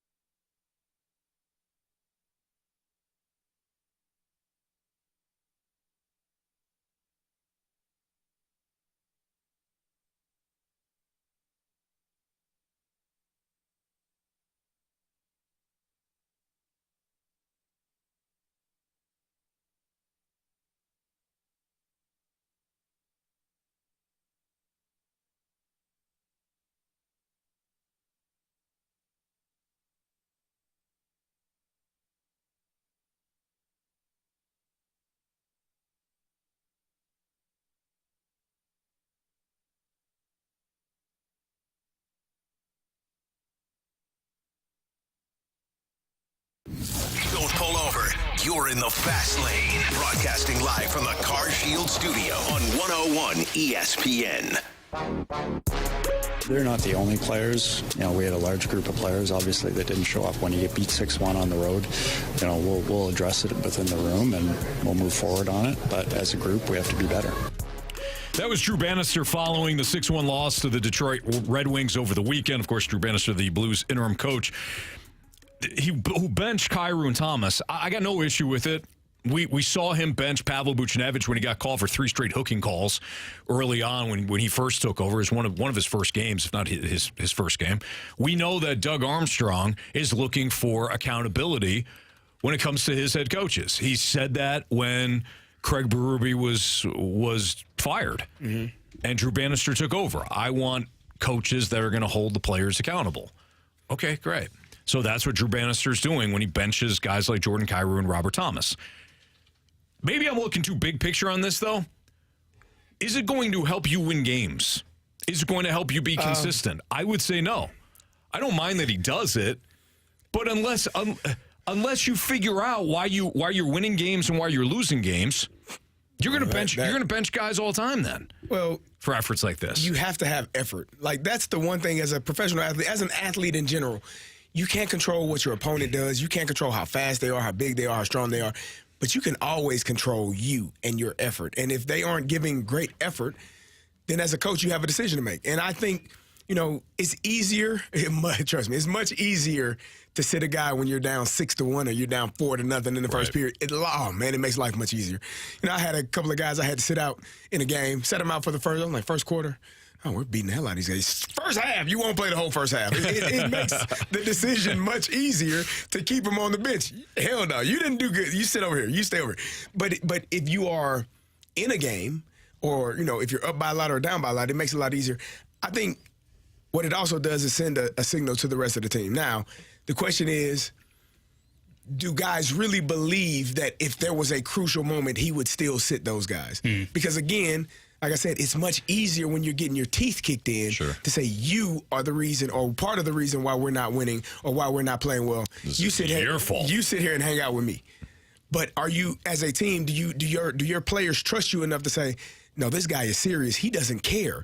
He wants the best effort every single night. And if you're not giving it, you're going to be watching the game from the best seats in the house. Now, you got the best seats, but you're going to be watching the game from there. Yeah. And so I think that's I do like that he did it. I like that he's done it multiple times. But the purpose of it is to get guys to respond. And if you're doing it and people aren't responding, then it doesn't matter. Mm-hmm. And he's in a position now where he's fighting to maybe get a long-term deal, like sign an extension or be named, have the interim tag taken off. Decisions like this can make or break because if you sit in superstars, hell with this guy. I don't want this guy here. Right. It makes it a difficult task. Between two head coaches now, you now need more than one hand to count the number of times this has happened to Jordan Kyrou. What made Saturday different for me was that you were referring to Robert Thomas, who by all accounts, he's a weekly guest on this station, on the opening drive. He is the face for all intents and purposes of your marketing campaigns. He is the guy you're putting out there front and center. So it resonates and it does hit a little bit differently, in my opinion, if just we're talking about an isolated circumstance, Carey. It's a 6-1 game. I understand all of that. But this is, to some degree, I think, fundamentally different than even a Buchnevich. Obviously, a Kyrou. Kasperi Kapanen, he hasn't exactly been relevant for the past 2 weeks or so. So when he misses the entire third period, people aren't taking notice. People almost expect this to happen once in a while now with Jordan Kyrou. Robert Thomas, that's a different matter. Yeah. Mm-hmm. Yeah. I mean... At some point, though, you have to be able to understand why you're losing the way you are. Do tell. Because I am, for me. I said it, Carey. I said it the opening segment. I think you've got a Golden State Steph Curry situation on your hands here. When Steph Curry, the Warriors, this version of the Warriors is if Steph Curry is brilliant, we're going to win games. Right. And if he's brilliant for 5 games, we'll probably win 5 games in a row. Because this version of the Warriors with Klay Thompson with the multiple injuries and he's going to be a free agent, he's going to be done. Draymond Green can only do so much. If Steph Curry is brilliant offensively in a given game, given night, you're good. Right. If Jordan Binnington is brilliant, especially early in a game, like he was against the Islanders, and you wind up scoring first, you're good. If he gives up one early, like he did in, a half a second or something like that on against Detroit, felt like it. 23 seconds, 33 seconds. That seems way longer than it felt. Yeah, and then they scored 3 more. That's correct. Very quickly. So when that happens, it feels as though that the wheels come off early, everything gets, shaky and blurred, and you don't have anything else to fall back on. You know what the Blues need? Veteran leadership. They do. They have Braden Shen. They need more older guys, as the Cardinals have hired, as they have signed. They clearly are paving the way. That's the answer, huh? Sign older guys. 38-year-olds, 39-year-olds. That's the key. That's the key. Yeah. No, Carey, I think you're onto something. I don't know how many 38, 39-year-olds are in the NHL. Listen, but I don't know what these guys are looking at. Clearly. You should scour the league to make sure you're bringing those guys in, especially at the trade deadline. Right. Yeah. Carey, I don't know if I'm right with the Binnington thing. I think I'm probably more right than you are, though, when it comes to bringing in 38 or 39-year-olds and fixing it. Yeah. It's an opinion. It is. You're entitled to it. It's okay. We don't have to agree here. All right. But Fair enough. if you want to win, Yeah. bring the older guys in. That's the motto of the St. Louis Cardinals. All right, fair enough. You didn't know that. I thought you were going to say put Boobie in. Him too. And Boobie Miles was amazing. Boobie Miles? Boobie Miles was amazing. Moral of the story, the Blues needed Boobie Miles. They do. I don't know how we got there. But you know what? Sure, I'm all for it. Hey, in about 20 minutes or so, we will be airing some of your mic drops. We had asked you what your thoughts were on the Brandon Crawford signing. I had said that this to me is more about Tommy Edman than it is about anything else. If you agree or disagree with that, fantastic. If you have a different thought on the Brandon Crawford signing by the Cardinals, make sure you leave us a mic drop. Want to hear from you today. But we got our NFL 4 Downs next. Coverage of 101 ESPN is presented by Onder Law Injury Lawyers. GetJim.com. Congratulations to Donna Blake from St. Charles, Missouri. She was just named our 101 ESPN Blues Fan of the Week. Submit your pick now at 101ESPN.com to be the next Fan of the Week. Taking home Blues tickets and a $50 Buffalo Wild Wings gift card. 101 ESPN's Blues Fan of the Week is brought to you by Buffalo Wild Wings, official member of This Bar Bleeds Blue, presented by Bud Light. We've all been in situations where the financial spot a little tight. Finance a little tight. In fact, 63% of Americans today are living paycheck to paycheck. That's why when something around the house breaks or you have some old tires that, are causing you issues and you need to do something about it, you want to make sure that companies like R&R Tire Express. You don't want to spend your entire tax return on tires just because they're expensive and you don't feel like you have any other options. With R&R Tire Express, you can go with them, and tax time is deal time for them. R&R Tire Express, they're matching payments throughout the month of February. That means when you pay 1 week, they'll pay 1 week. All new tire and wheel installs now through the end of March. So not just the end of February, but the end of March. When you pay 2 weeks, R&R Tire Express, they'll pay 2 weeks. You get the idea. And at R&R Tire Express, they offer flexible payment options plus peace of mind coverage that includes free tire install, free rotations, free flat repair, and more. So don't spend your entire tax your tire tax payments all on tires. If you need them, call my friends at R&R Tire Express. They're taking care of customers now through the end of March with their matching of payments. They do a great job too of giving you that peace of mind when it comes to the free mountain balance, free install. They do a great job. R&R Tire Express. You can request a quote online at rnrmidwest.com. Or you can give them, I would check them out. Again, you get that quote online, rnrmidwest.com, and make sure that you go with R&R Tire Express. They're fantastic.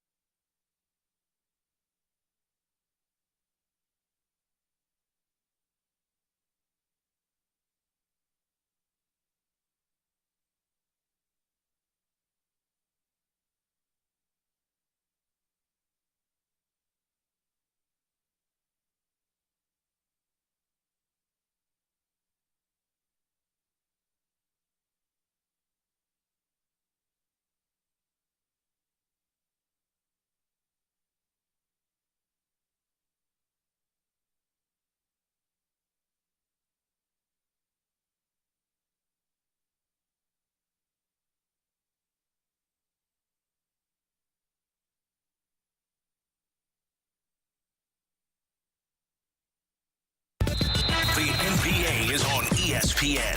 Thursday, Nuggets and Heat. Pre-game at 8:30. Tip-off at 9.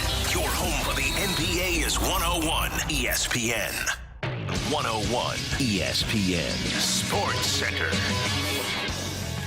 Crawford becomes a Cardinal. Good afternoon. I'm Bradford Bruns, and this SportsCenter update is brought to you by Saliga Heating and Cooling. Per Katie Wu of The Athletic, the Cardinals have agreed to a deal with shortstop Brandon Crawford. Crawford had spent his entire 13-year career by the Bay in San Francisco. Today on the Diamond, St. Louis tied Miami 1-1 spring training style. Hockey, the Blues activate Justin Falk from injured reserve for tomorrow's tilt versus Winnipeg. The puck dropping on 101 ESPN at 7 p.m. As a result, Matt Kessel now goes down following a -3 effort over the weekend. The SportsCenter update is brought to you by Saliga Heating and Cooling, an independent American Standard heating and air conditioning dealer. Strap yourself in. You're in the fast lane, driven by Scrap Mart Metals Recycling on 101 ESPN.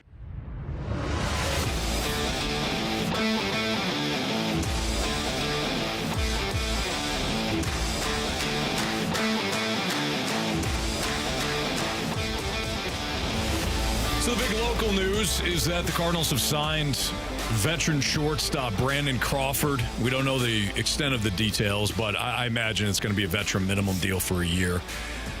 The move brings some depth behind Masyn Winn, with Tommy Edman and his status for opening day being unclear. Katie Wu had the report earlier today.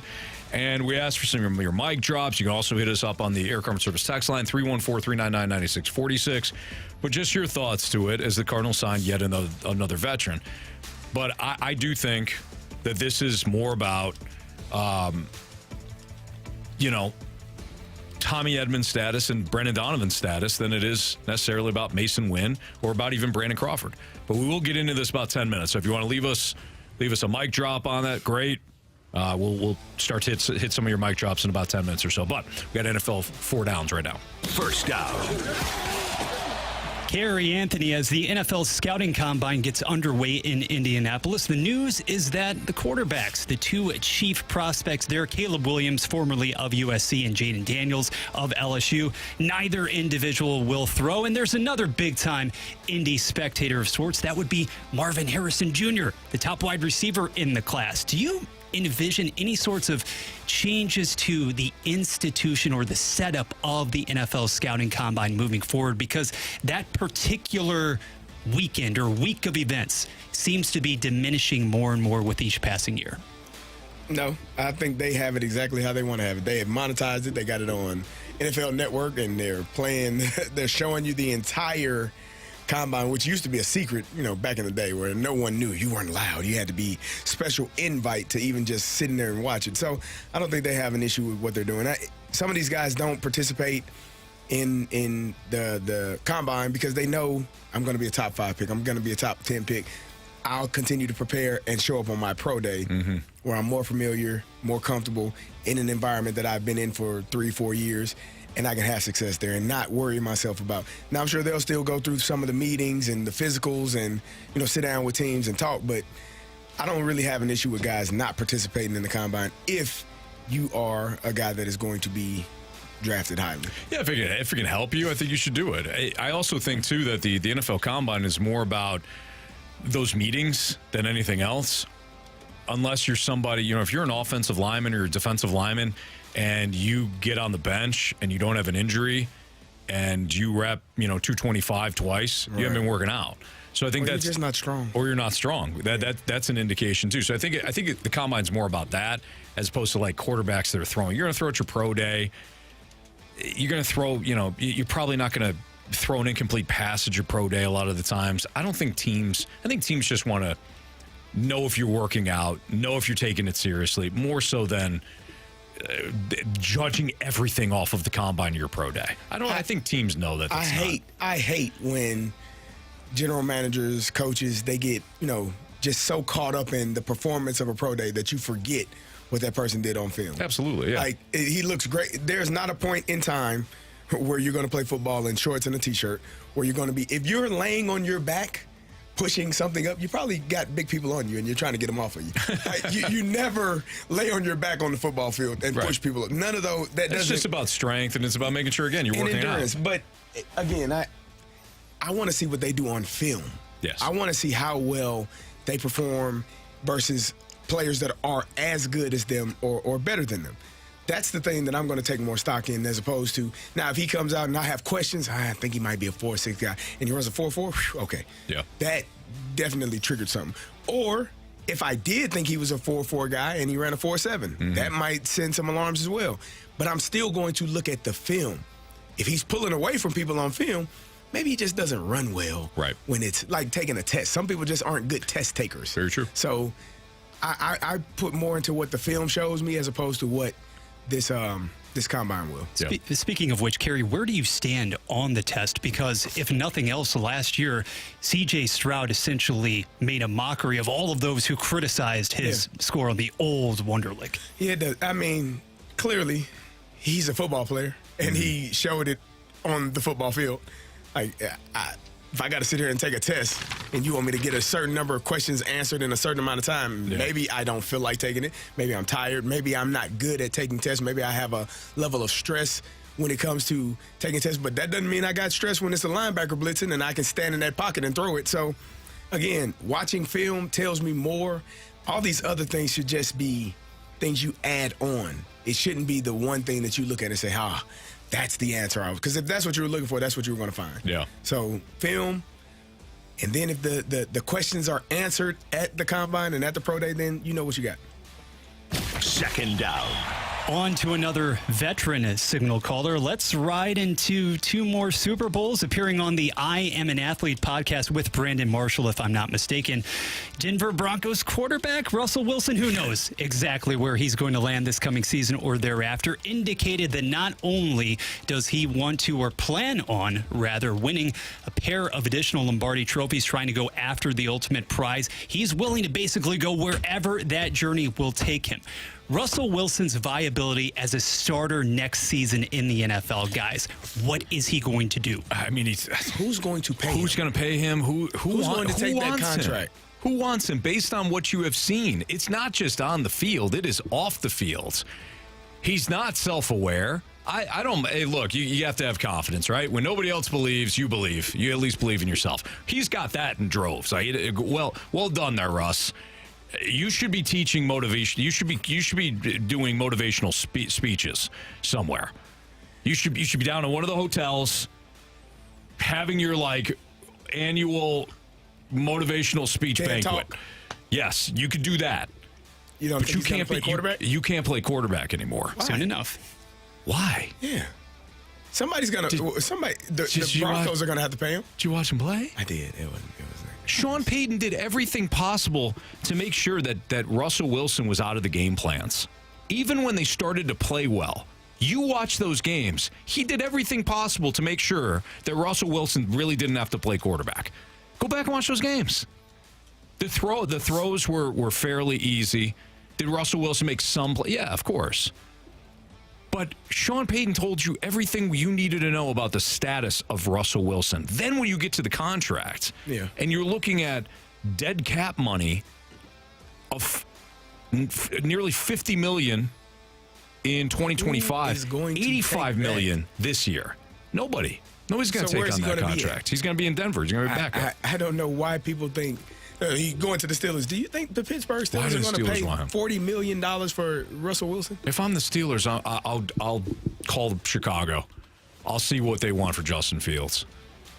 Justin Fields, to me, would be a more exciting option than what I currently have on the roster, and certainly more so than Russell Wilson. When all is said and done, I want a 30 for 30 or an untold special on Russell Wilson in Seattle once he made his first Pro Bowl. Think about that for a second. Probably pretty interesting, all things considered. Yeah. What we have come to discover, at least what we think. Certainly. Probably a jerk. Yeah, but in a different way. Yeah, you know what I mean? Yeah, you're a jerk. You're a jerk.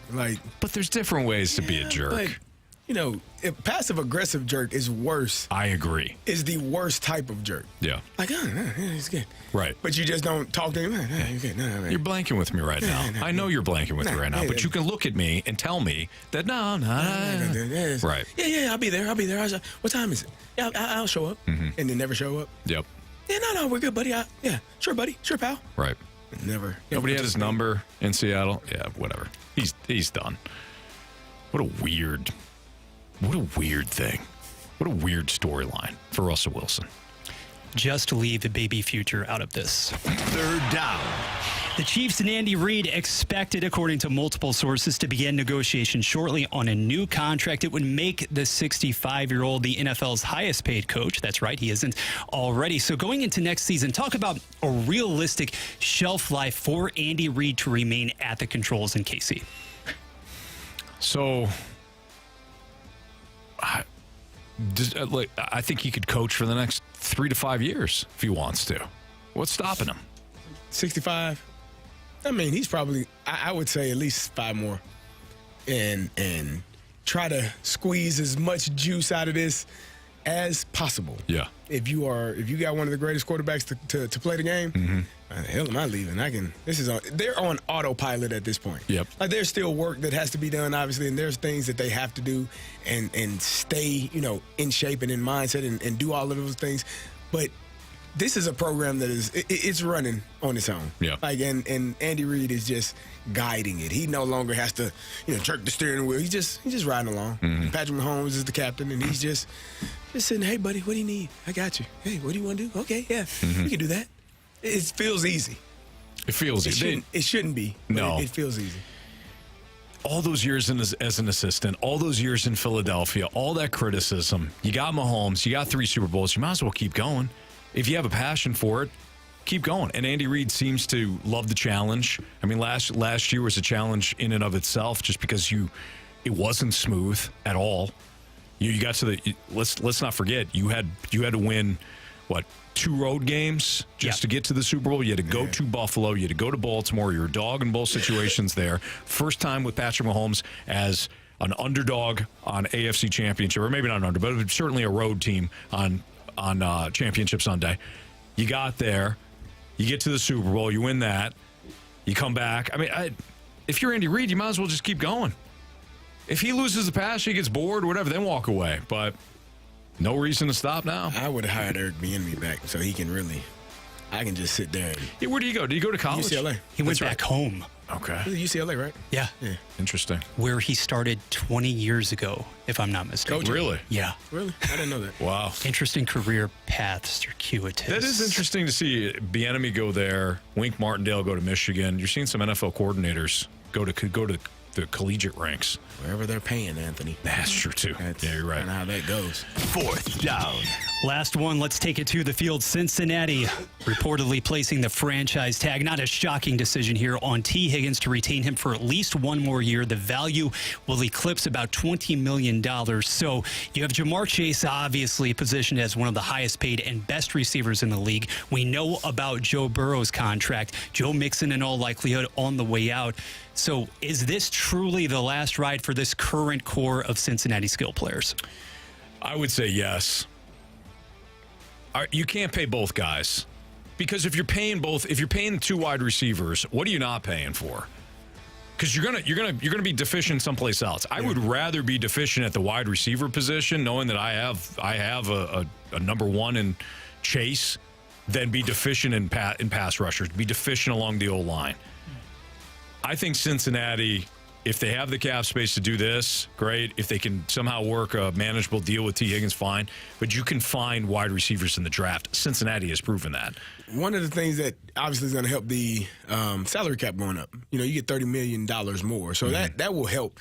But I do think that at some point it's going to be the end of this run, because once you pay the quarterback, everybody else is kind of out there looking for whatever is left. You have Chase. Yeah. You can find. They found Tyler Boyd in the draft. They obviously found T. Higgins. They've got a knack for finding wide receivers. You don't need to pay 2 guys, just to try to keep the band together here. But you want to. Sure, you want to, but he's a rare blend, though. Man, he's a really good player. High point. Oh. I mean, if you could trade him, You know, if you can, if you can trade him, get a good deal out of it, you know, get a high draft pick for him. I don't know what the high would be. You know, you're probably only looking at him as a second rounder, but I would entertain that. He would be somebody's number one. He would, absolutely. Yeah. All right, it's the Fast Lane on 101 ESPN. We are going to get to your mic drops and your text messages on the Brandon Crawford signing of the Cardinals. It's next. Kickstart your mornings with the opening drive on 101 ESPN. Get in the know first on everything St. Louis sports with Brooke Grimsley, Dan McLaughlin, and Randy Carricker. The opening drive, weekday mornings from 7 to 10 on 101 ESPN. The opening drive is presented by Sumner One.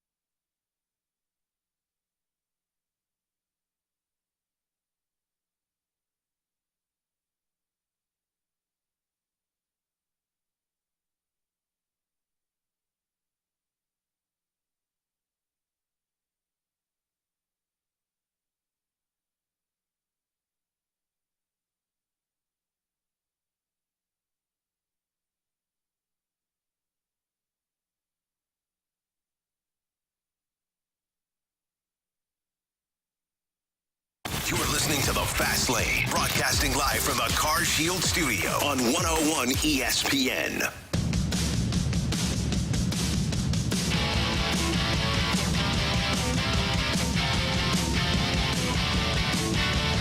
Hey guys, so this should have nothing to do with Brandon Crawford. I mean, really, if he has something to do with the season, then the season really is kind of over.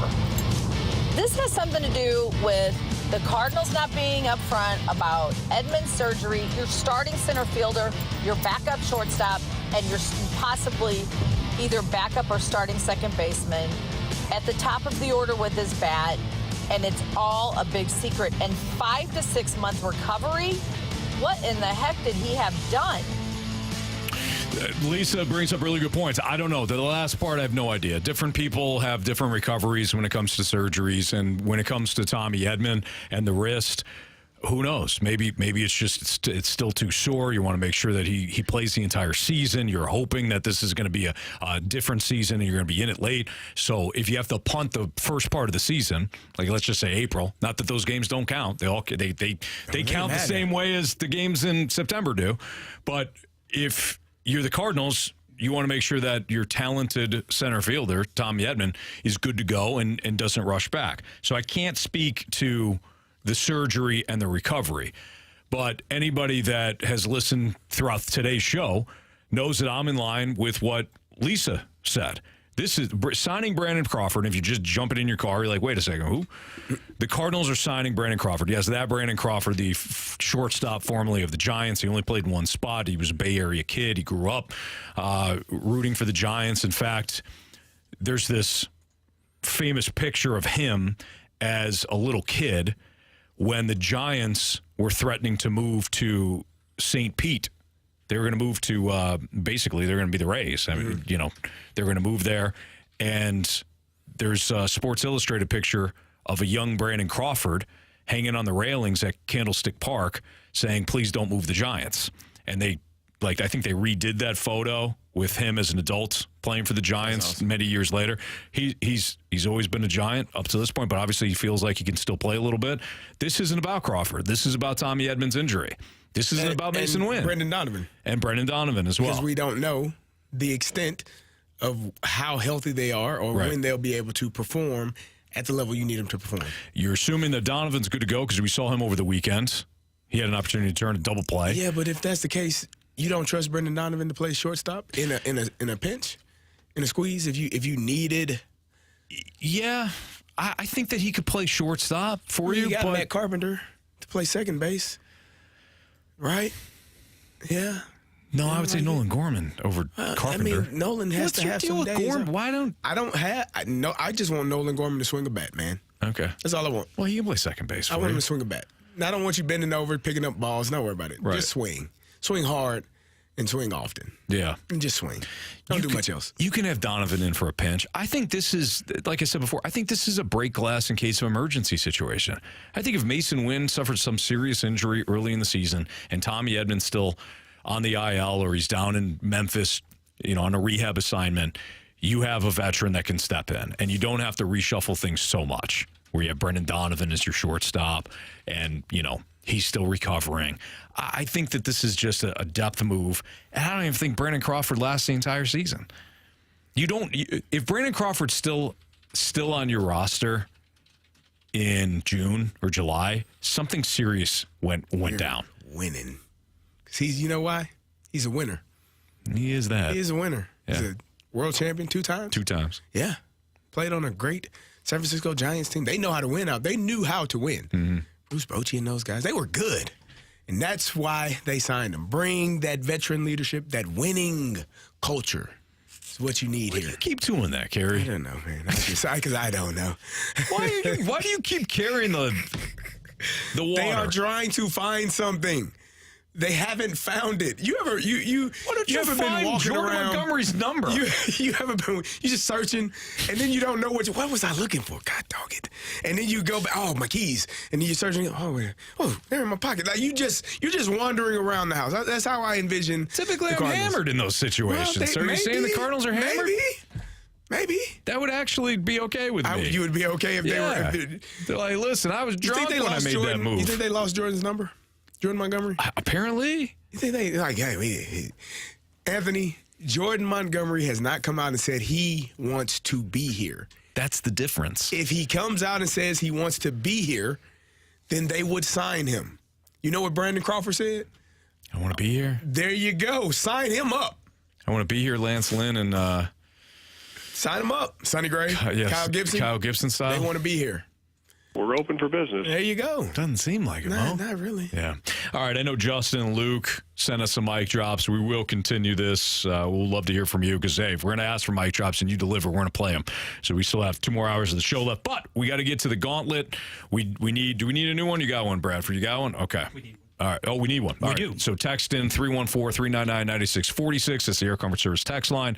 We do need a new Gauntlet participant. So if you want to play CD or I, Bradford, I think we got to eliminate you, right? Because you wrote the questions. You wrote most of them. Maybe the snake pit doesn't let me forget, so I'm trying to establish that better. You've been worried connection. about the snake pit. I'm self-conscious. He came in today. He goes, my number one goal is just to make some headway with the snake pit. Look, I'm not Andrew March. We get it. Nobody is. Nobody is. But at the same time, we can bring different things to the table. Bruns. Thank you. Yeah. Yes, you are. All right. Marshy's fantastic, but so are you. You don't listen. The snake You pit. gave us quizzical earlier. Yeah. You give us new words all the time. Yep. You're good enough. You're smart enough.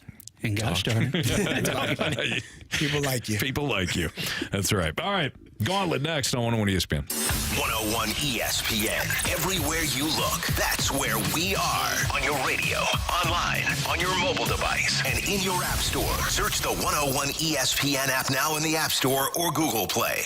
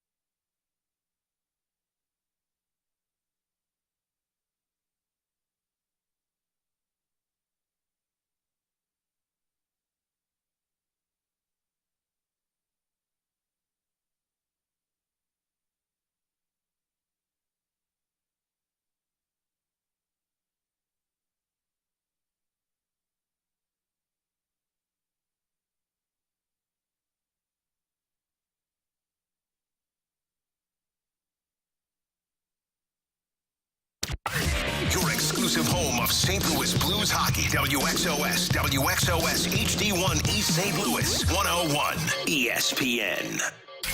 You're in the fast lane on 101 ESPN. Driven by Scrap Mart Metals Recycling. 4 warriors, 4 categories, 1 challenger. Can you master the Gauntlet? The Gauntlet is powered by Master, your hometown source for business communications for more than 30 years. Visit mastor.com. 403, your time check is brought to you by Clarkson Jewelers, an officially licensed Rolex jeweler with Carey Davis and Bradford Bruns, who's in for our guy Marsh today. I'm Anthony Stalter, and we welcome in Brad, who's our latest contestant in the Gauntlet. What's up, Brad? Good afternoon, fellas. How you doing? We're doing great. How about yourself? Doing great. Is this Thanks for having me on. Yeah, no, it's our pleasure. Is this your first time in the Gauntlet? No, actually, it's my second, and I do have one distinct claim that I don't think anybody will ever get out. Okay. I was probably the contestant who was the longest open, active contestant in the history of the Gauntlet, because I went through 3 rounds, beat everybody, and then had to wait for you and everybody else to come back from the holidays. So I had to wait a week to play the last round with you, Anthony, and you smoked me in football. That was no. Gosh darn it. So, sorry, man. Right. It was the layoff. Hey, I got a title. Like I said, nobody's going to beat that. I was waiting to play the last round for a week. So wow. You're like the 06 Tigers, basically. You're on the shelf, man. You had a great team. Yeah, exactly. You're on the shelf. You just ran into a buzzsaw. All right, so buzzsaw? Yeah. I guess in this situation, it's a buzzsaw. Yeah. I didn't mean to sound so conceited there, but so anyways, Brad, is this a revenge spot for you, or are you going with CD? Because you only have 2 options today. It's either me or Carey. I'm going to hold off on you. I think let's try to get through CD first. Okay, I figured that. I just pointed at CD. I felt it, Brad. All right, so yeah, that's fine. Hey, it's your choice. So CD's gonna make his way into the cone of silence. Brad, why don't you go ahead and tell Bradford to spin the wheel. Bradford, spin that wheel, please. All right, Brad, what are we hoping for? Random or hockey are my specialties. Baseball, random or hockey. I'm really weak at football. Okay. Just don't watch NFL ever since I left town. Yeah, we get that a lot. What do we got? You know what it is, Anthony. Is it football? I think every time that I'm in here, actually, we've got to random it up, don't we? Random, okay. So, Brad, you were hoping for random or hockey. You did get random, so the wheel decided to be kind today. Yeah. So you're going to get 4 random questions. CD's going to get the same 4 random questions. Each question is worth 2 points, unless you or CD ask for the options. Sound good? All right. Absolutely. Do we just have 1 sheet? Stoltzos are literally hot off the press. Okay, nice. Do you have a sheet too, Bradford, or is just... Yeah, okay. All right, here we go, Brad. Question number 1. George Washington, Thomas Jefferson, and Abraham Lincoln are 3 of the 4 presidents on Mount Rushmore. Who is the 4th? That would be Teddy Roosevelt. Final answer? That's my final answer, yeah. All right. Question number 2. Brad, can you name the lead female actress who appeared in the classic blockbuster Titanic alongside Leonardo DiCaprio? Oh, I can see her. I can see her face. It's not Naomi Watts. Not much unusual name. It's killing me. Give me the options, because I'm not going to remember it. For the record, wait, I got it. Kate Winslet. I got it. Kate Winslet. How about that save? And the door was big enough. In my head. The door was big enough. Final option there, Brad?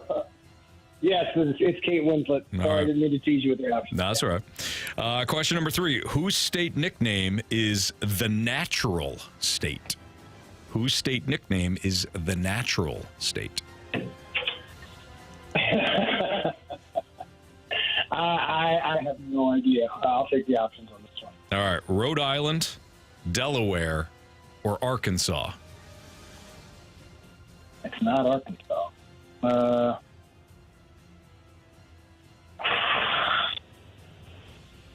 50-50. I will go Rhode Island. Final answer? Final answer is Rhode Island, yeah. And finally, Brad, what is the name of the classic children's novel that is about a boy who buys and trains 2 coonhounds? I don't know that one. I'm going to use the options. All right, and those are red bone coonhounds for the record because that matters. Is it Where the Red Fern Grows, The Twisted Pines, or A Story Like No Other?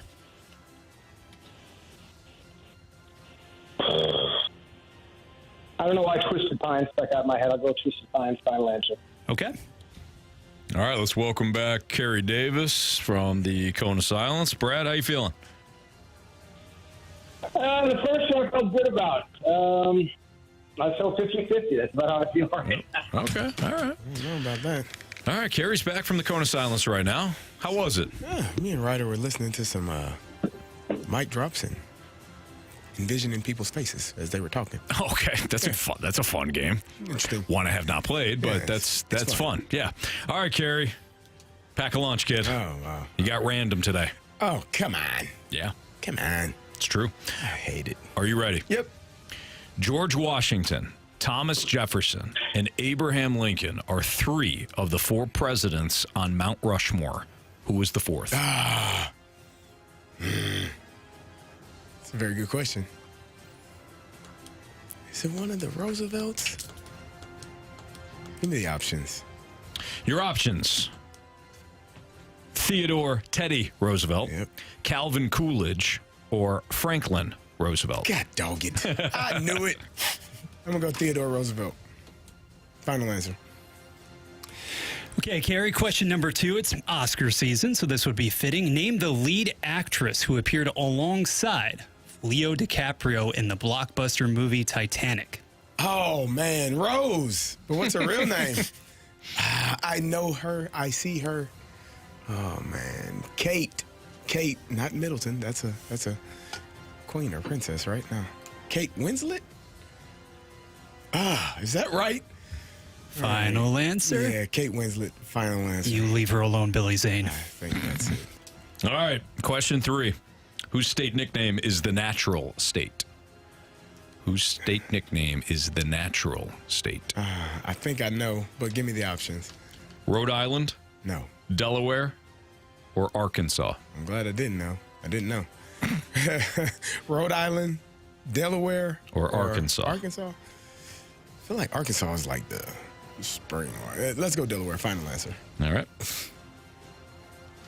And finally, Carey, can you give us the name of the classic children's novel about a boy who buys and then trains 2 red-bone coonhounds? What?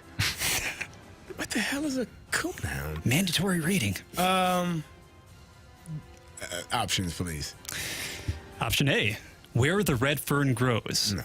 B, The Twisted Pines. Or C, A Story Like No Other. What the hell are those? Clearly wasn't in my reading curriculum. Red Fern. What was the second one? The Twisted Pines. Twisted Pines. Naturally. And what's the last one? A Story Like No Other. That sounds like a story like no other. Let's go C, final answer. A story like no other. Oh, man. That's not good. All right. Let's go over these. Question number 1. George Washington, Thomas Jefferson, and Abraham Lincoln are 3 of the 4 presidents on Mount Rushmore. Who is the 4th? Brad, you said Teddy Roosevelt. Carey, you said Teddy Roosevelt. Correct answer is... That's Teddy Roosevelt. But God dog it. Brad did not need the options for that one, so he's got a 2-1 lead over Carey. Name the lead female actress who appeared in Titanic alongside Leonardo DiCaprio. Brad, you said Kate Winslet. Carey, you said Kate Winslet. Correct answer is... Multiple Academy Award winner, Kate Winslet. Neither of you needed the options on that one, so Brad's still with a 1-point lead over Carey, 4-3. Whose state nickname is the Natural State? Carey, you were thinking of some state, got the options, realized that state was not a part of the options, and then decided on Delaware. Brad, you went with Rhode Island. after saying, quote, "I know it's not Arkansas." Correct answer is? It would be Arkansas. It would be Arkansas. What? Arkansas is the correct answer. One Rhode Island. Well, apparently Rhode Island, I looked this up. Apparently Rhode Island is the ocean state. That's the nickname. Who would have thought? Yeah. Oh, that's what I thought Bradford said. No, I'm just kidding. So, 4-3. 4-3, Brad with the lead. Comes down to this. What is the name of the classic children's novel about a boy who buys and trains 2 red coonhounds? Yes. Brad, you said with the options, Twisted Pines. Carey, with the options, you went with A Story Like No Other. If it's a story like no other, we've got to walk off.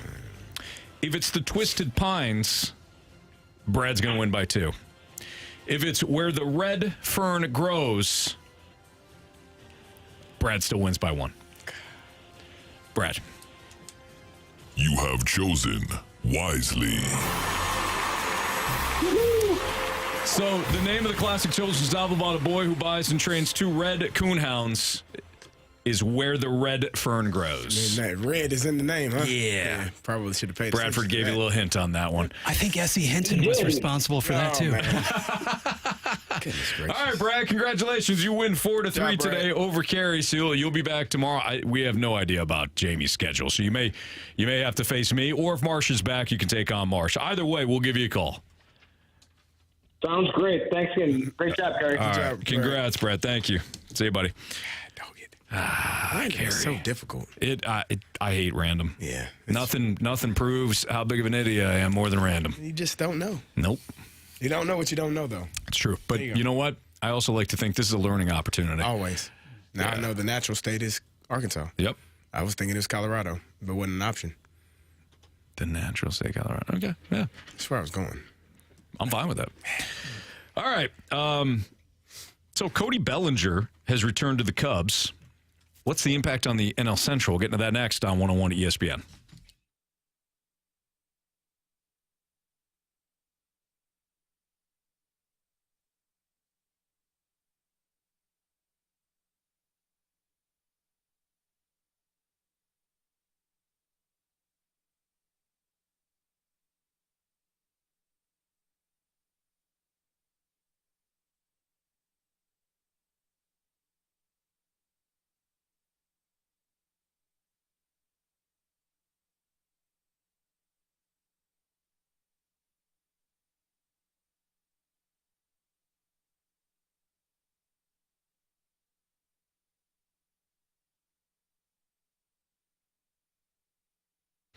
All right, guys, listen up. Be honest with yourself. If you have felt over the last 6 months, over the last year, maybe it's been years since you have been able to get the stomach fat off, build muscle, fight things like depression, your mood dips, maybe just focus. You struggle to focus.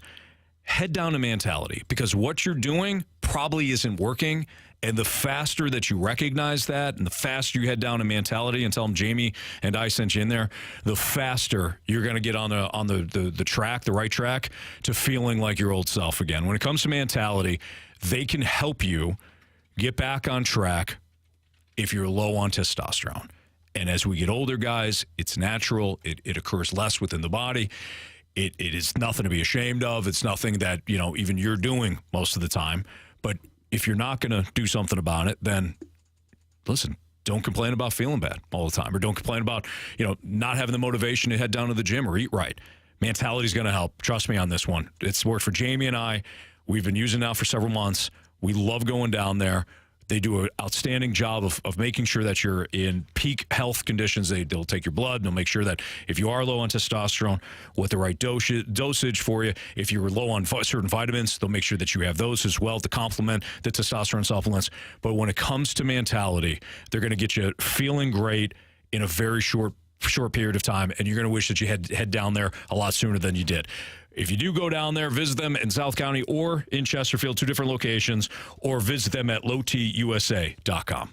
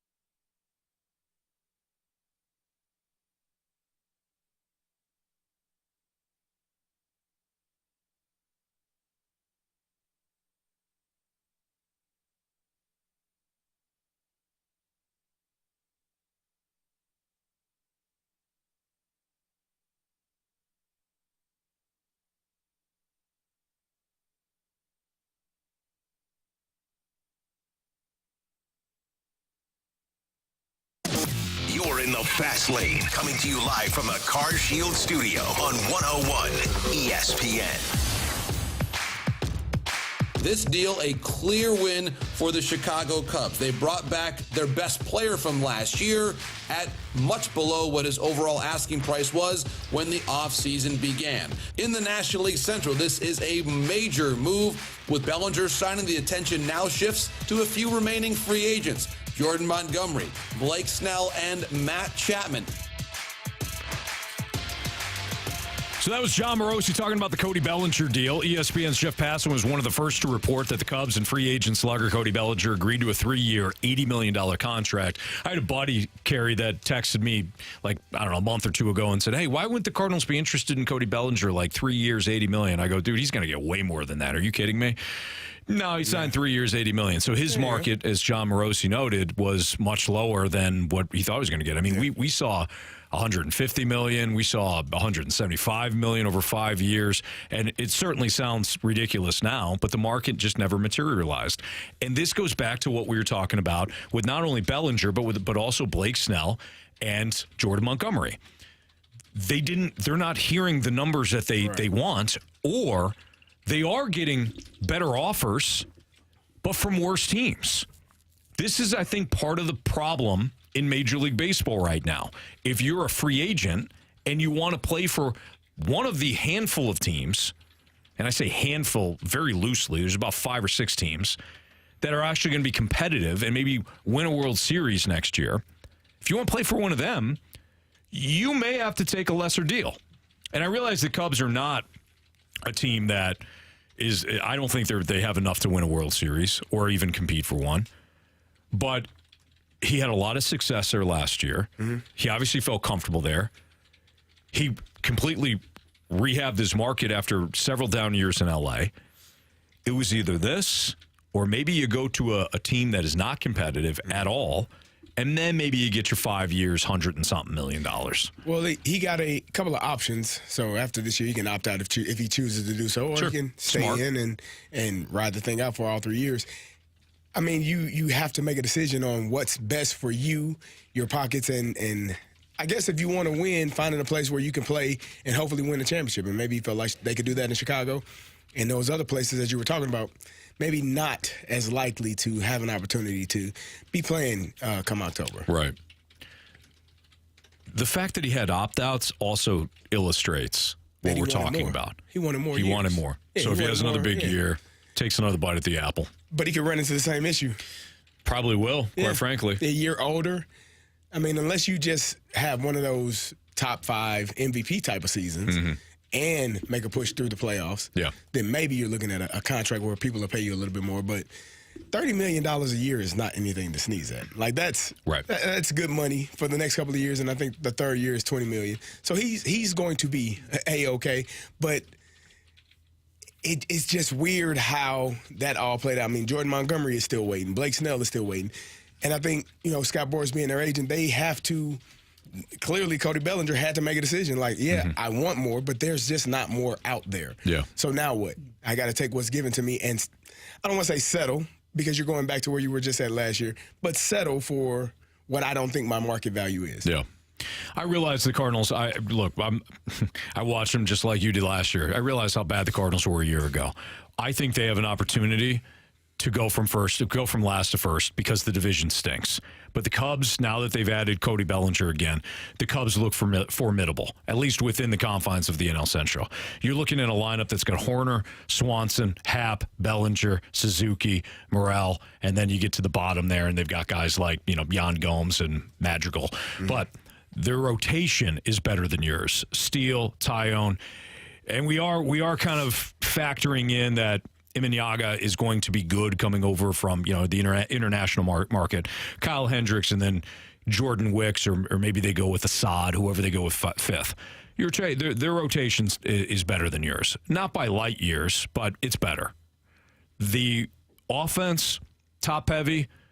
But we don't know what the Cardinals' offense is going to look like, because the Cardinals offensively weren't as good as what we thought they were going to be coming out of spring training last year.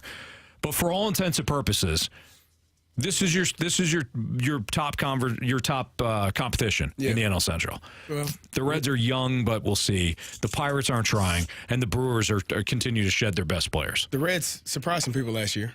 They did. And had some success. I don't know if it's a foregone conclusion that you can just say the Cardinals will finish first in the division. I think we're going to have to wait and see. In my opinion, we got to wait and see how well the starting pitchers do, how much better these relievers are.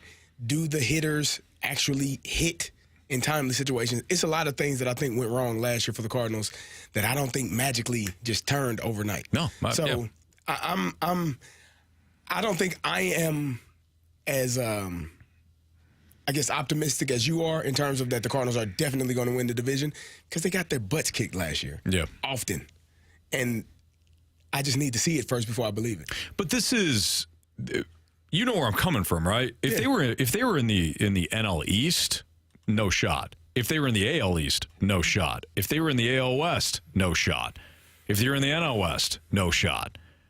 The only reason they have a shot is because they play in one of the Central divisions. Yeah.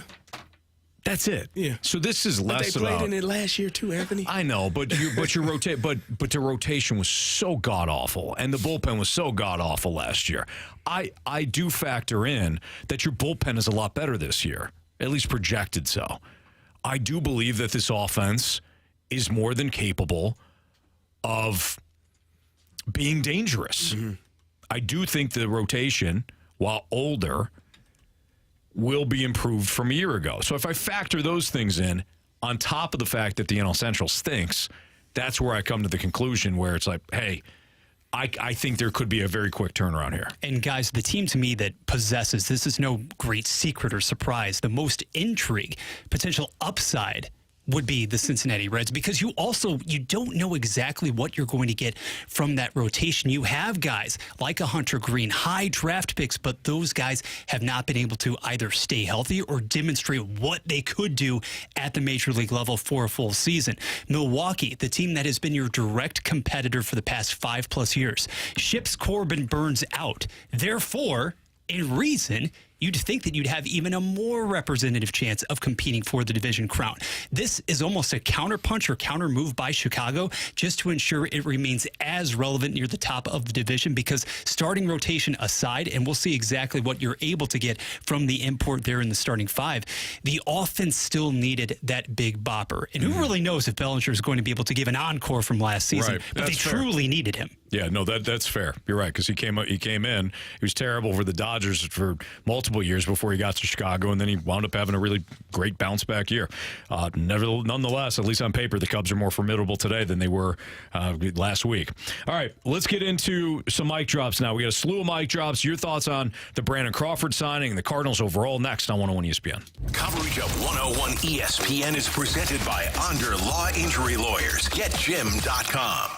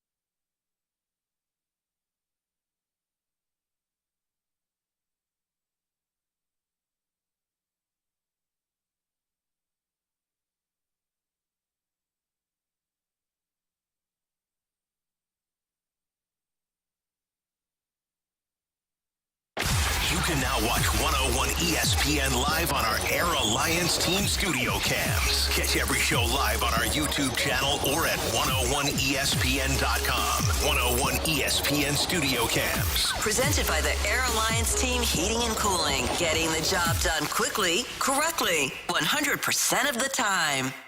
101 ESPN Sports Center. Falk ready for the Notes next test. Good afternoon. Final from Florida. The Redbirds and Marlins tie 1-1. This Sports Center update is driven by Johnny Londoff. Find new roads and shop 24/7 at Londoff.com and LondoffAutoplex.com. Are you kidding me?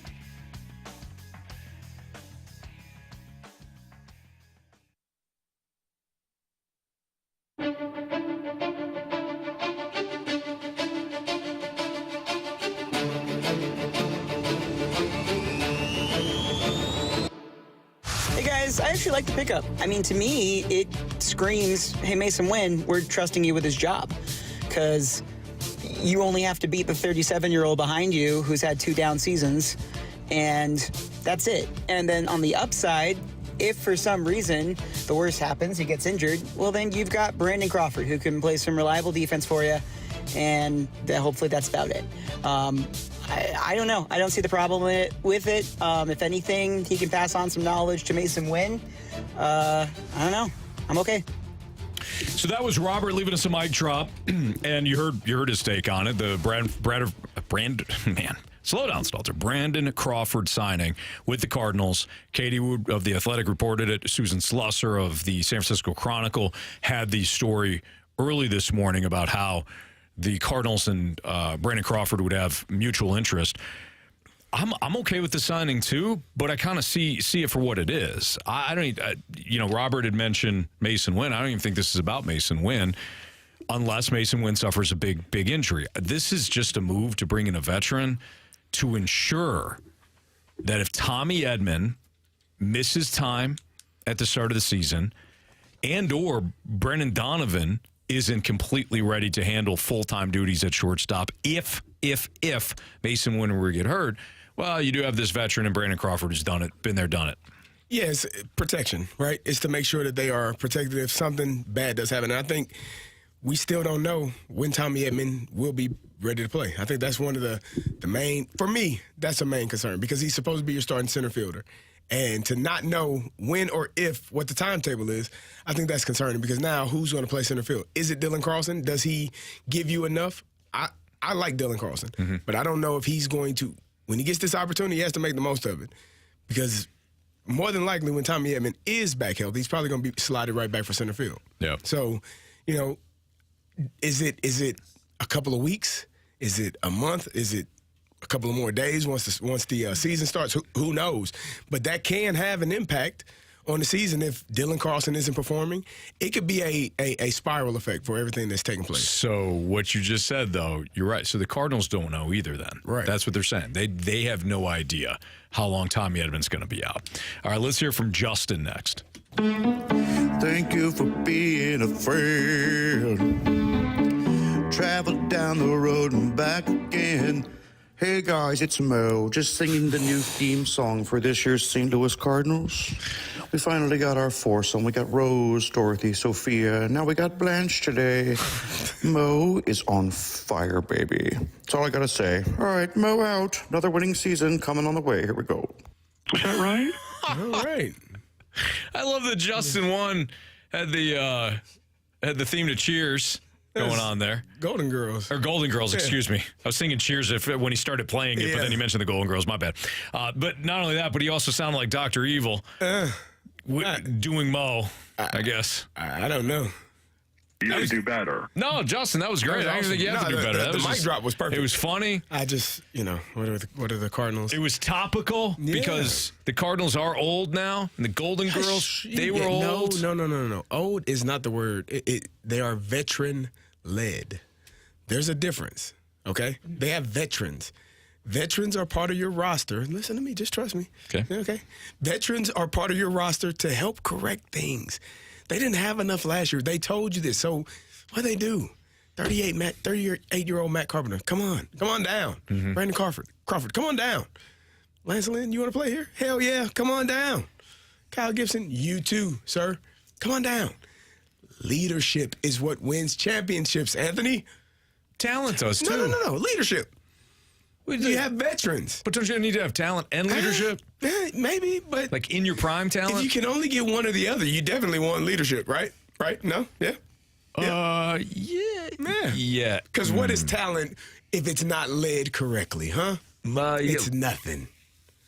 So, we are here with our the veteran mental leadership. gymnastics I'm doing right now in my mind after that question. With our veteran leadership. Stalter, you are downright quizzical right now. I'm quizzical. Yes, yeah, you are. It's the word of the day here in the Fast Lane, quizzical. Leadership. Veterans. Yes, the older you get, the better your team is. Yeah, if I could just focus in on just that, what you just said, I agree, Carey. Yeah, there's a lot more to unpack. But, all right, let's hear from Luke next. Trevor Bauer, for the love of everything that is St. Louis, just go sign the man. It's league minimum, risk free. Go do it. He just sounded like Jack Black's bandmate. He's angry. I thought he was gonna drop the go get it. I'm not mad at that. You not mad at what? Trevor Bauer? Well, I don't think he's coming here. He's definitely not coming here. You can yell, shout, scream all you want to. He won't be here. You know what I like what Luke did there? He's talking about getting pitching help. You know what you're going to win? You're going to win if you get some pitching help. You know what, Anthony? If you're going to improve the starting rotation even more so than it is now. I am so bothered by you talking about the pitching help that we got this offseason. I explained to you, we at Cardinals, St. Louis Cardinals, LLC, we explained to you, we said we needed 3 starters. We got 3 starters. You may not like it, okay, Anthony, but it's not for you to like. Mm-hmm. It's for us to like. We like our guys, and we're going to add more veteran leadership until we feel that we have enough. We may not have enough. There's a couple of more guys out there that are looking for a home. Told you earlier, Rich Hill is out there on the market. He may be the 6th guy that we're looking for. We need more veteran leadership, and if we got to go get it to win championships, Anthony Stalter, that's what we'll do. Didn't you like what you had last year, too? Clearly not enough, because it didn't do well enough. I watched it, and I thought about it, and I said, let's fix it. And we fixed it. Yeah, that's what we did. We fixed it. I feel like it's fixed. I feel like you didn't like the answer to the Magic 8 Ball, so you just shook it up again. Yep. And Should we get more starters? Indeed. Probably. Yes. Probably. Well, I don't know. Zach Thompson started off his spring with 2 scoreless. Drew Rom fired a pair of scoreless frames yesterday. I'm liking what I'm seeing so far. Maybe you got the internal options ready to go. They are. Sorry, but they're a little too young for us right now. We got a little bit older. Okay? Fair. Looking for veteran leadership. Yeah. Mm-hmm. All right. Get it done. Let's hear from Aaron next. We're going to get his mic drop done. What a pathetic excuse for a team. I mean, how many more old guys can we get on this team? I mean, AARP has called and said that they want their calling back. I mean, it's just pathetic. I mean, Mo has no idea what he's doing with this team. I mean, Nick Ahmed, any other guy out there that's not 45 years old. This is coming from a guy who's 42. It's just pathetic, beyond pathetic, and I mean, I don't even know what to say anymore. I mean, it's like they're not even trying. Trying. That went in a different direction than what we've heard from previous mic drops. He's a little bit more frustrated. I will say this: if you're frustrated like Aaron is, I don't think that Brandon Crawford is a long-term move, and I don't even mean long-term like beyond this year. I just mean in season. I don't think he's going to be on the roster for the entire season. I think this is a complete depth. Hey, let's just make sure we have something in case Tommy Edmonds out for a while and we don't have like a true backup shortstop. In all seriousness, I think the problem is it just feels like the Cardinals are, because they talked about adding veterans and leadership and lacking that last year, it feels like they're overcorrecting. And I think I haven't looked at the free agent list, but I'm sure that there's somebody out there that's a little bit younger, maybe a little bit more athletic, maybe have a little bit more gas left in the tank. No knock against Brandon Crawford.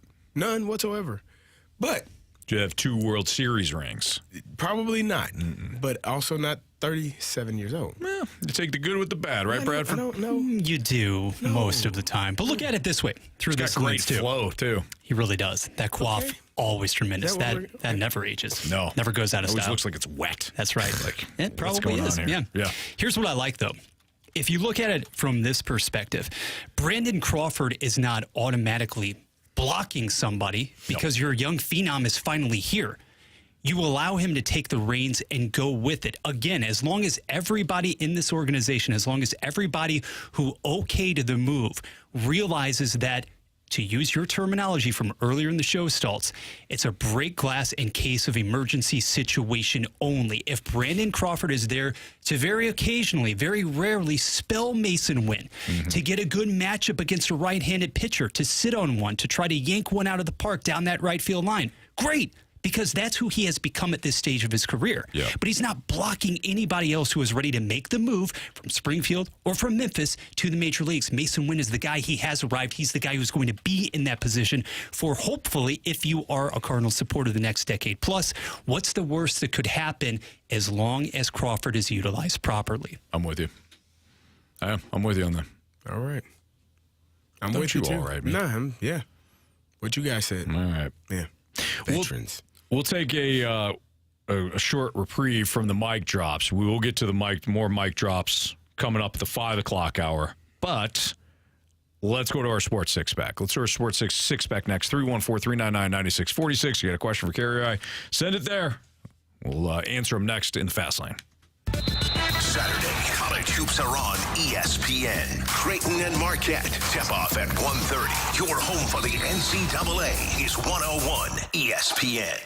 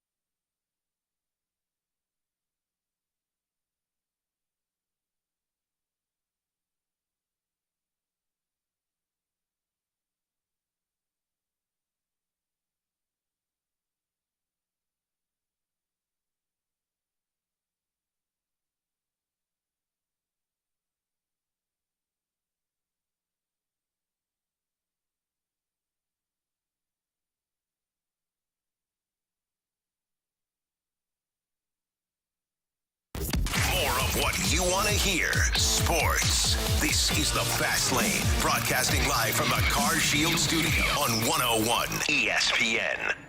I have a question. It's time for the Fast Lane to answer your sports questions. They want to ask you a bunch of questions. They want to have them answered immediately. Asking me all these weird questions. Answer the question. Answer the question. Answer me! The Sports Six-Pack is now.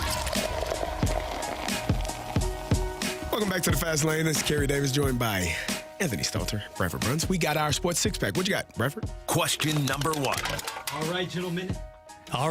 It's a loaded one from the very beginning here from the 636. Having heard all of those recent Cardinals-related mic drops, do the Redbirds actually have the most spoiled fan base in all of baseball? And if not, who does? All right, so I get kind of conflicted on this one because are they spoiled compared to like being a Pirates fan? 100%. It's not spoiled. But they don't win. If the expectations, let me rephrase this. You show up. You go through the turnstiles. You support the team. You don't they show up. You support the Cardinals, I think, more than any other fan base in Major League Baseball outside of maybe the Yankees, or maybe you're on the same level. There are fans in other cities. You can flip this. Anybody that says, well, you're spoiled, you can flip this too. What other fans in other cities still show up when your team shows you nothing in the month of May and April? Because it took a long time before the Cardinals fans stopped showing up last year. True. They were still showing up. Opening day feels like a college football tailgate. Yeah, it's pretty awesome. It is. What other baseball city has that? I don't know that they're spoiled. I mean, I think, the expectation is high. And so when the expectation is high, people want you to win. They expect championships. They don't expect 91 losses. Yeah. And last year was probably the most frustrated that I've seen Cardinal fans maybe ever, because the team just wasn't cohesive. The guys didn't play well. They didn't play hard enough to win enough games. And it was messed up on so many things were messed up on so many different levels. And you've never really seen that from a Cardinals team. So spoiled, no. Have high expectations, yes. Yeah. Question number 2. How about some more optimism? How many Cardinals, gentlemen, will belt 20 or more home runs this season? 20 or more home runs this season. Let's see here. Let's say. So last year, you barely had Arenado, not even Goldschmidt, sniffing that mark. Oh, well, that's... Contreras. Guess high hopes. 30, that is. 20 plus. Arenado's going to get there. Nolan Arenado will get there. Paul Goldschmidt will get there. Nolan Gorman will get there. I think Jordan Walker will get 20 plus home runs. Yeah. Is that 4? Mm-hmm. I think that Wilson Contreras? The Newt will get close, and I think Contreras will be right around 20. So 5 people? Yeah. I'm okay with that. Am I missing anybody? I don't think so. I feel like I'm missing people, but no. Let's see. Throw in another 15 from Brendan Donovan. I think Donovan can get you 15, provided he's healthy. He was on track last year for 15. Got to stay healthy. Before he got hurt. I'm good with that. 5 people. Goldschmidt, Arenado, Gorman, Walker, I think are for sures. And Contreras. Contreras is Contreras for sure. You don't want to put him on the list. I do. Oh, okay. I just did. Thank you. You're welcome. 4 baggers are nice, but you want to see 4, 5, even 6 get into that 80-plus runs-driven in territory. That's even the more critical component. You know how many Contreras had last year? 26. 20. Did he have 20? He had 20 on the dot last year. He had 22 with the Cubs in 22, 21 with them in 21. So he's right. Like I said, he's gonna be right there. Imagine what he'd have done if they didn't throw him under the bus. It must have been hard to get up after that. I don't think it was. It was clearly he ran over and then they back it up. It's kind of you've seen the cartoons when they're deflated. You got to blow them back up. Oh, he's like the Hulk, man. He just gets right back up. It's just frustrating, man. Did we get to talk more about Ivan Herrera today since I'm in? My fascination, apparently. Oh, really? Do you From last time? Well, I was beating that drum. Ivan Herrera. You love him, huh? Yes, I do. I like Yvonne Herrera too. I'm looking forward to seeing his 40 to 45 starts behind the dish this year. That's the number for you? Yeah. Okay. And didn't he take Sonny Gray deep in spring training? There you go. Or not spring training, but, workouts. Practice. So, yeah, Yvonne Herrera, probably somebody that's going to hit 20 home runs too. Whoa. No. Off of tomorrow's Cardinals starter. Alec Burleson will be on the roster, yes. Yep, that's what it said. Yep. Question number 3.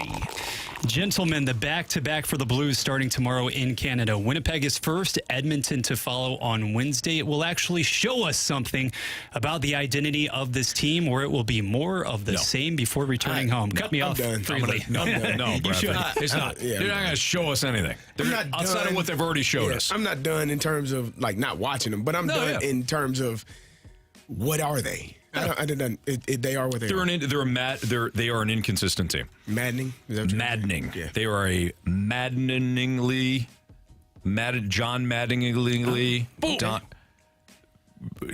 frustrating team. There you go. I'm with you. Mm-hmm. No, that's who they are.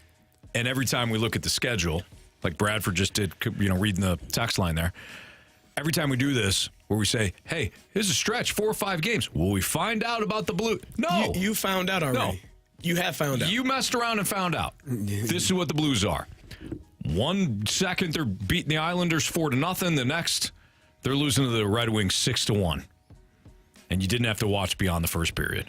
But that's Justin who they Falk, are. he's coming back tomorrow. He certainly is, Bradford. Matt Kessel's down. If Jordan Binnington is disgustingly good to start a game, I feel good about them having a chance to win. Who starts tomorrow against Winnipeg? You have 2 teams very, very capable of producing high-octane offensive nights. Edmonton's the following night. It's an interesting question. I say Binnington goes against Edmonton. I got Hofer against Winnipeg. Same. That's what I got. Now, it'll probably be different. It'll probably be flipped. Because Winnipeg with Scheifele and company sends that first line, that prohibitive top line at you. Edmonton, beyond McDavid, Draisaitl just comes at you in waves. Yep. Edmonton can hang 8 on you in a heartbeat. I think Winnipeg is great as very good as they are. I think they're more methodical in their scoring. So I would go Hofer against Winnipeg. Winnipeg, I'd go Binnington against Edmonton. Question number 4. Let's take it to the NFL. Stalter, Carey, who do you guys think will end up being the most significant free agent signing during the offseason? That's a good question. There's a lot of top end free agents. Mike Evans is out there. Let's see. Kirk. Do we have to include? Cousins. Yeah. Do we have to include Cousins? Yeah, I think you have to include Kirky. Chris Jones, I think. You think? Yeah. Well, quarterbacks generally. All right, Kirk Cousins, then Chris Jones. All right, I'm okay with that. You good with that? Yeah. Josh Allen. Did Josh Allen get franchised? I know the Jaguars were going to tag him. I haven't heard Josh Allen. Josh Allen. I haven't heard anything. There are some names out here, though. Brian Burns, if he winds up leaving Carolina, which he should. I mean, you're talking about top 15 edge rusher in Brian Burns. Saquon Barkley is a name. He is a name. Yeah. No, people don't care about running backs anymore. Opinion. I think people care about running backs. I just think that people understand that you can find Super Bowl winning running backs in the 7th. He's special. He's different. Yeah. He helped win the Giants win the Super Bowl. No. He didn't do that. They don't have a. They win No, they're not good enough. NFC Championship. No. Okay. Daniel Dimes is he got some work to do, but not just him. Oh, it's his fault. He's the quarterback. You want the praise, you get the blame. That's how life works. You're handing out praise like special. Well, I'm just telling you, when you're the QB, you get the praise and you get the criticism. You don't get to get one or the other. So if you're running back, you just get the praise? Pretty much. Yeah. Special, magical. Pretty much. Brilliant. Yeah. That's how it goes. It's unfortunate. I don't make the rules, Anthony. I just abide by What position do you play? Running back. Guys, I've talked a lot with BK and Ferrario about Jones versus Snead. I want to get your take for the long-term viability of the Kansas City Chiefs next season and beyond. Who needs to be that defensive linchpin? It's not even close. Not even close. Yeah. As good as Snead is, and Bradford, to your point, he's 3 years younger than Chris Jones. Yeah. But Chris Jones, it's Chris Jones. I think he's the top free agent in the NFL this year.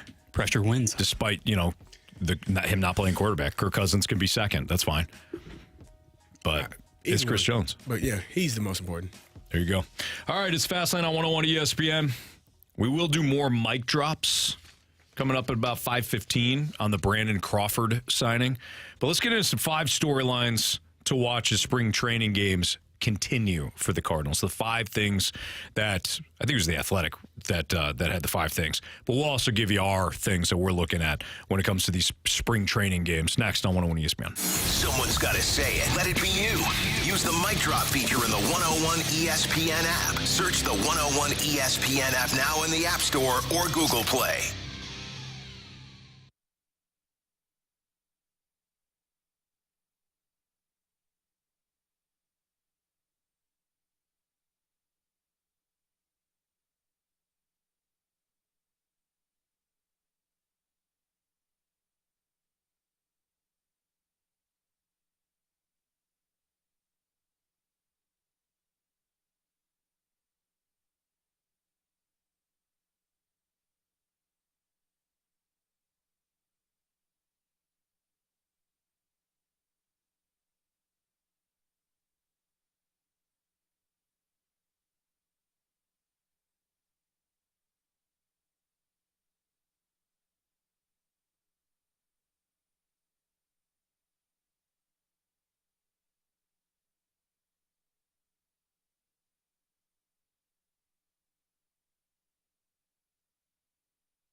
Auto Centers Nissan out in Herculaneum, that's got to be your first and last spot when it comes to purchasing a new car, because they have over 700 vehicles on their lot, one location, ready to go, ready for you to test drive it. You're not going to show up and say, well, that car actually is at our other location. No, when it comes to Auto Centers Nissan Herculaneum, they got one location to make it convenient for you. Some other things that they make convenient for you, they give you a 30-day return promise when it comes to all new Nissan. So you purchase your vehicle there. They give you 30 days to return the vehicle for any reason at all, and they'll give you a full refund.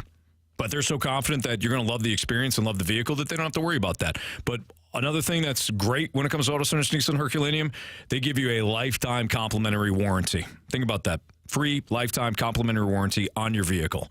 Talk about peace of mind as you're driving off the lot. Auto Centers Nissan Herculaneum, they give it to you.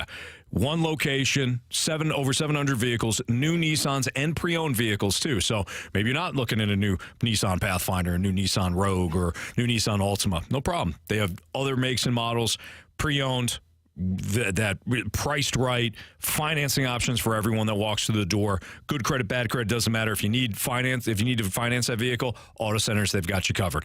Tell them Stalter sent you. It's Auto Centers Nissan Herculaneum.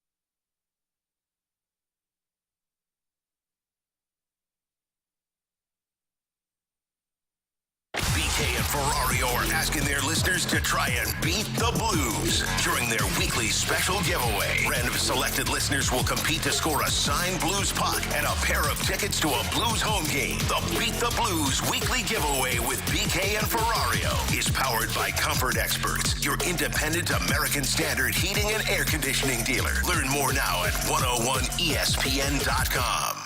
WXOS HD1 East St. Louis. 101 ESPN is driven by Auto Centers Nissan, home of the lifetime warranty and 30-day return. Two pros and one average show. You're listening to the Fast Lane on 101 ESPN, driven by Scrap Mart Metals Recycling.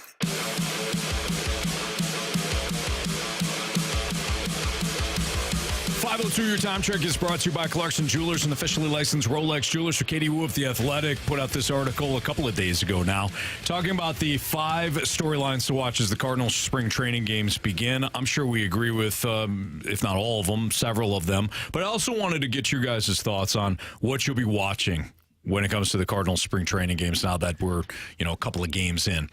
One of the things that Katie talked about was Masyn Winn's approach. Also, Jordan Walker's defensive improvement, which is certainly something that I'm excited to see, not only in spring training, but obviously the regular season. Dylan Carlson's batted ball profile, she wrote about. Zach Thompson's overall consistency. Andre Palante's effectiveness against right-handed bats. That was the one that I'm like, oh, yeah, I don't care. And I don't mean, like, Katie's fantastic. She has this great breakdown of the bullpen. So Andre Palante, unfortunately, because of last year, it's just one of those. No, it's just one of those guys that's been caught up in the wash now. You got Ryan Helsley, you have Giovanni Gallegos, you have Keenan Middleton, you've got Andrew Kittredge, you've got Jojo Romero. One of these young guys, I think, should be in the pen, whether it's Zach Thompson or Matthew Liberatore. I think they should be in the pen. Andre Palante was the go-to guy 2 years ago, and I hate to be, the guy that's like, what have you done for me lately? But last year was an absolute dumpster fire for the entire bullpen, including him. Yeah. So I'm just, he's not necessarily a storyline I care about. The other ones, though, I think are very interesting. And to your last point, I think that's largely because he doesn't profile in the same way that so many of the new additions beyond just Kittredge, but the younger types do. Right now, the softer tosser, and I don't mean this as an indictment against him, is Gallegos. And you know that he is still going to work his way into any number of high leverage situations. But now, if you could talk about maybe bumping him up 6th, 7th, as opposed to being the one staple in the 8th inning, that has to be Andrew Kittredge. So I'm with you. Yeah, look, I've talked about this before. I do not want to see a soft tossing reliever come in following a soft tossing starter. That's what we saw a lot last year. It's not, and I'm not even saying throwing hard is the end all be all, but you do need to miss more bats this year.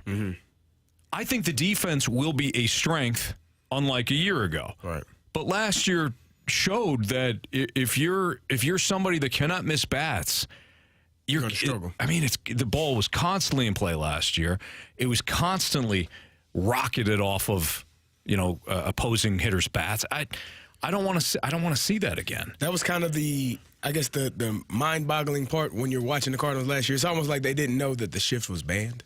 Like, that you could not have. Nobody told them. No, they didn't know. Yeah. Because they were still going about their business, pitch to contact. Yeah, let them hit it. We got 3 guys. No, why is the guy not over there? He's not allowed there anymore. No. So, that swing and miss is probably what they needed more of, and they hopefully they went out and got that. Again, we won't know. We talked about the starting pitchers, how many hits they gave up last year. It was a lot. And hopefully they are able to correct some of those issues from last year. And then the bullpen performing well. Jordan Walker making a leap in terms of his fielding is going to be extremely important because we already expect him to have success at the plate. We expect him to eventually be a superstar. But I think a year under his belt in right field and being more comfortable you'll see it this year because you saw it. You started to see it last year. Yeah. You started to see him get more comfortable with how he was tracking balls, making plays, and diving for balls, and then making plays with his arm. So I don't have any concern about that. And then you automatically, in my opinion, get an upgrade defensively with Masyn Winn. Yeah. Like, no offense to any of the guys that played shortstop last year, he should be much better than all of them because that's how he profiles to be. So if you add better players in better positions. And then Nolan Arenado has a better year than last year was just an anomaly. We don't expect that from him. So he bounces back and has a good year. This defense should be much better. Going back to your point about Jordan Walker, it's not easy to play right field. You've got the longest throw from the outfield, certainly to third base. There are so many. I like the fact that, unlike other sports, the ballparks are different, but you also have to account for that. The way that the ball careens off the wall in the outfield at Busch Stadium is going to be different than in Philadelphia or San Francisco, where they've got or Chicago, where they've got the ivy and they got the brick. San Francisco, they got brick, gate, everything. Chicago has no foul lines. I mean, you're running full speed, and you're going to get real close to the wall on the sides, and foul territory. So you have to get a feel for playing each ballpark. And yes, these guys go out there and they shag fly balls, and they get with their coaches before series to get comfortable before games. But there is no replacement for game speed. Yeah. Game action, pressure, everything's on you at that point. So I think that Jordan Walker will develop into a better outfielder. I think the defense is going to be just fine. Going back to the spring training storylines, though, CD, is there anything else that you're looking at? I mean, Dylan Carlson, what is he going to have success from the left side of the plate? Or is he going to, say the hell with it? I'm just going to bat right-handed because I had more success batting right-handed. He struggled switch hitting. So, and I know he went 0 for 3 today, rounding into form because, again, if Tommy Edman is going to miss significant time or miss the start of the season, the ball is in your court. Like, you have an opportunity to be the starting center fielder for the time being for the St. Louis Cardinals. And if you give that back, then that's on you. Nobody else can you can't blame anybody else for that. It's an opportunity. It's presented to you. Take full advantage of it. And let's see how well he performs, because I have no concerns with him as a defender in outfield. I think he's the best center fielder we have. But if he's not, you probably can't afford to have a Masyn Winn who may not hit early on, and a center fielder who is not hitting as well. Right. You can't afford that in your lineup. That's a great point. And I think occasionally, guys, we forget that Dylan Carlson is still just 24 years old. Right. Having said that, this is somebody, especially when you think back to 2-3 seasons ago, picked up a lot of ABs. You begin to really establish and know what a profile is as you surpass 1,200, 1,300 at-bats in the major leagues. And the bottom line is that, yes, injuries contributed to disappointing seasons each of the last 2 years. But at the same time, the numbers, the production dipped precipitously, and we had an instance in which somebody who was highly regarded within this organization, now this is the true, I think, make or break moment. Mm-hmm. You have an opportunity to truly, literally, and figuratively run with it in center field. Can you parlay that into more regular at-bats for this team down the stretch, or do you promote and market yourself as a valuable trade chip near the deadline? Either way, this is the best opportunity, maybe the last best opportunity he's had. I think this is the number one storyline in spring training. I don't care how Sonny Gray and Lance Lynn and Kyle Gibson look. They're veterans. They use spring training for different reasons, right? Mm-hmm. I don't care if they get shelled.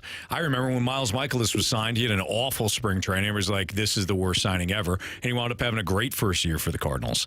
I don't care about the veteran performances. I care about Victor Scott and Dylan Carlson because the door is open and spring training becomes much different for them. They're not getting ready for the season. They're trying to prove that they deserve whatever role it is. They deserve that role. Yeah. And with Tommy Edman being out, not unlikely ready for opening day, the door is wide open for Victor Scott and Dylan Carlson. So I think that this is the number one storyline heading into spring training. Definitely. I mean, just not knowing when Tommy Edman will be back and who is going to take over that center field position, if either one of them are able to or willing to. Willing. The second top storyline is how your young pitchers look. How does Zach Thompson perform? Because again, this is a tryout. But those guys aren't going to be. Where do they fit? Zach Thompson isn't going to be a starter. When Steven Matz gets hurt, you're going to need a young guy. Why do you do that to Steven? Steven's a great guy. Got hurt the last 2 years. That was the last 2 years. Him and Dylan Carlson were getting to know each other rehabbing. Didn't you hear that story? I did. That's why I said when Steven Matz gets hurt, you're gonna have an opportunity. And sooner or later, when you're on the wrong side of 30, Lance Lynn and Kyle Gibson, they're not going to be giving you the innings forever. Does it happen this year? I don't know. But as you're approaching 40, seriously, well, that's the way you've assembled your starting rotation. Is it not? Which makes a direct competition, especially between, let's be frank, Thompson and Liberatore, the number one storyline to watch. That's fine. Let Rom battle it out. Give other guys opportunities, Griseppo, et cetera. But it comes down to Thompson versus Liberatore. And then, secondarily, who will be a better fit for you conceivably in the pen? Yep, I agree. Yep.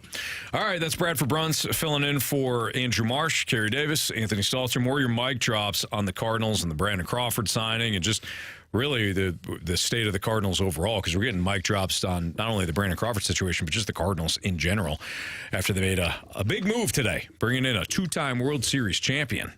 Yeah. Yeah. Yep. Veteran leadership, baby. Mm-hmm. Yep. Can't have enough of that, apparently. Your mic drops next on 101 ESPN. We want in your head 24 hours a day. The 101 ESPN app in your App Store or Google Play. Carey, I know you've been excited about the NBA, and no better time to bet the NBA than right now with our friends at FanDuel, because you can get buckets with your first bet on FanDuel, America's #1 sports book. Right now, new customers get $150 in bonus bets with any winning $5 bet. Carey, that's $150 if your team wins. Yeah, Anthony, you can bet on all your favorite NBA players and teams with quick bets, live same-game parlays, exclusive props, and so much more. Just go to FanDuel.com/fast to shoot your shot. You know I like the Warriors. Who do you like tonight? Pacers. The Pacers have been playing really well. The Pacers over the Raptors. Take it. The Knicks are laying double digits against the Pistons, who have just not Pistons great. are terrible. Yeah, you take them as well. How about the Miami Heat catching 7 when they've won 7 out of their last 10? Sacramento is really good, and they're at home. Okay. They're a team on the rise. They're a young team trying to figure it out. I think Miami covers. You can FanDuel, your official sportsbook partner of the NBA. Yep, just visit FanDuel.com/fast to shoot your shot. Again, FanDuel.com/fast. Must be 21 or older and present in Illinois. First online real money wager only. $10 first deposit required. Bonus issued is non-withdrawable bonus bets that expire 7 days after receipt. See terms at sportsbook.fanduel.com. Gambling problem, call 1-800-GAMBLER.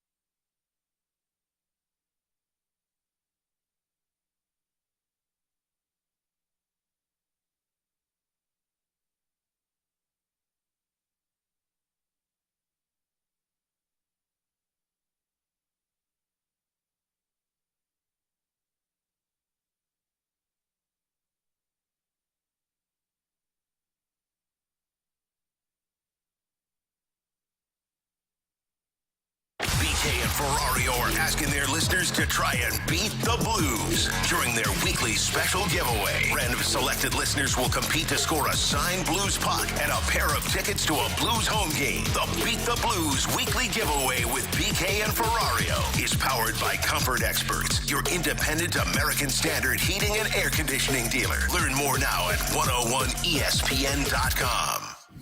Don't pull over.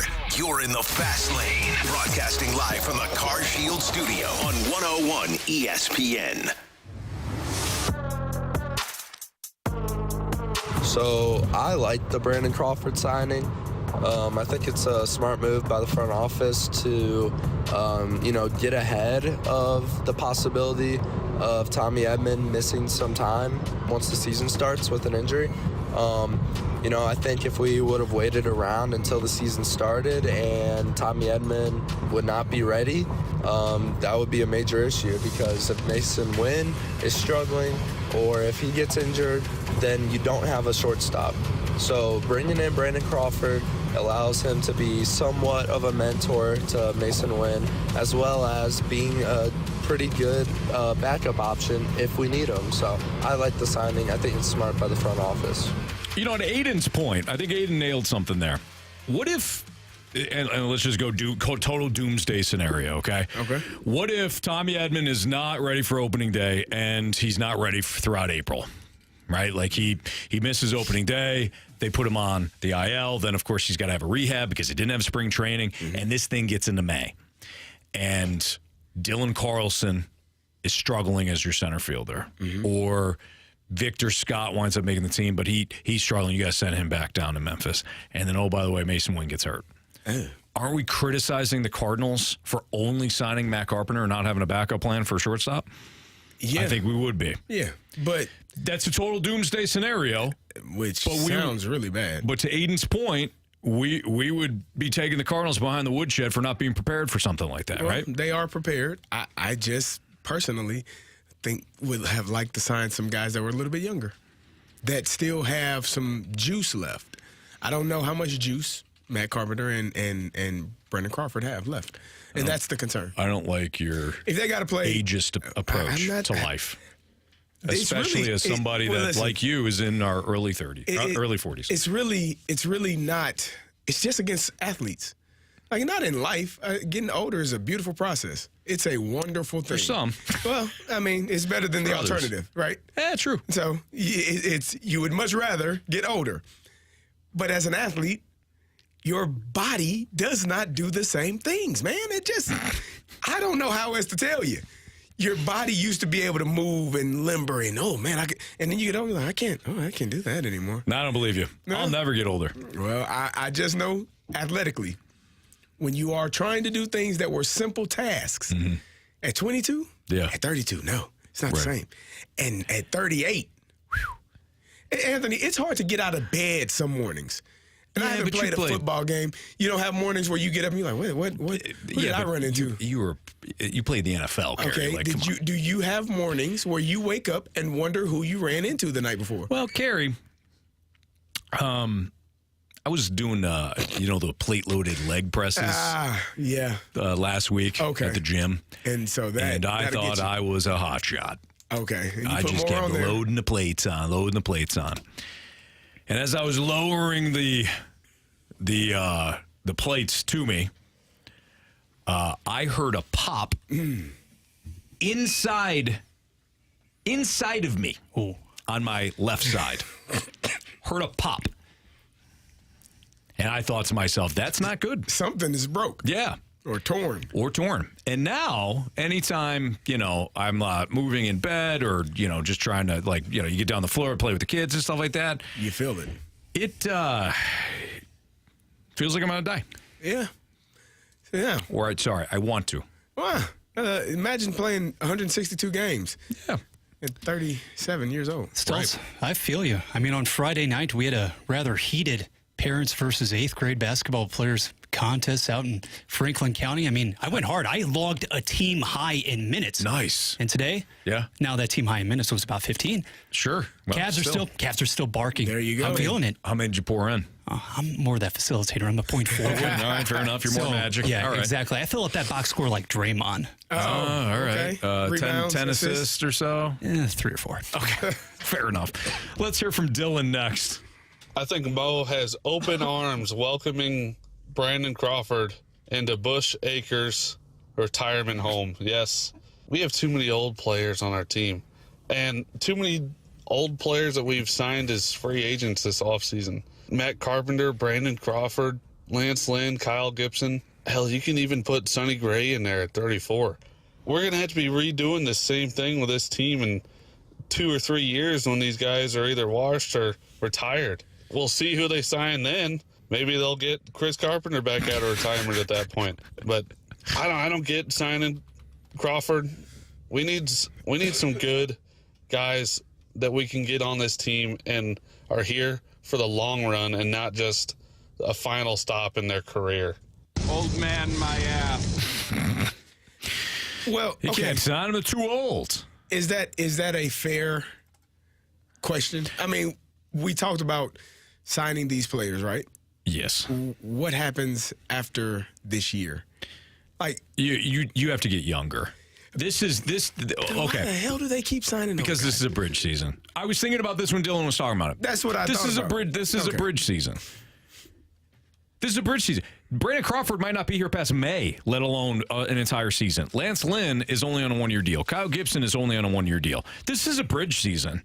You brought in guys to help bridge the gap between where you are now, and you needed 3 guys for your starting rotation, to Tinkens, McGreevy, Zach Thompson, whoever, Dakota Roby, whoever they signed. Graceffo. That is what this year is about. So I don't think we should get too far into the weeds about what the future looks like based on what they've done this offseason. That's your job, though. It is, but if those guys aren't ready, Carey, what are you going to do?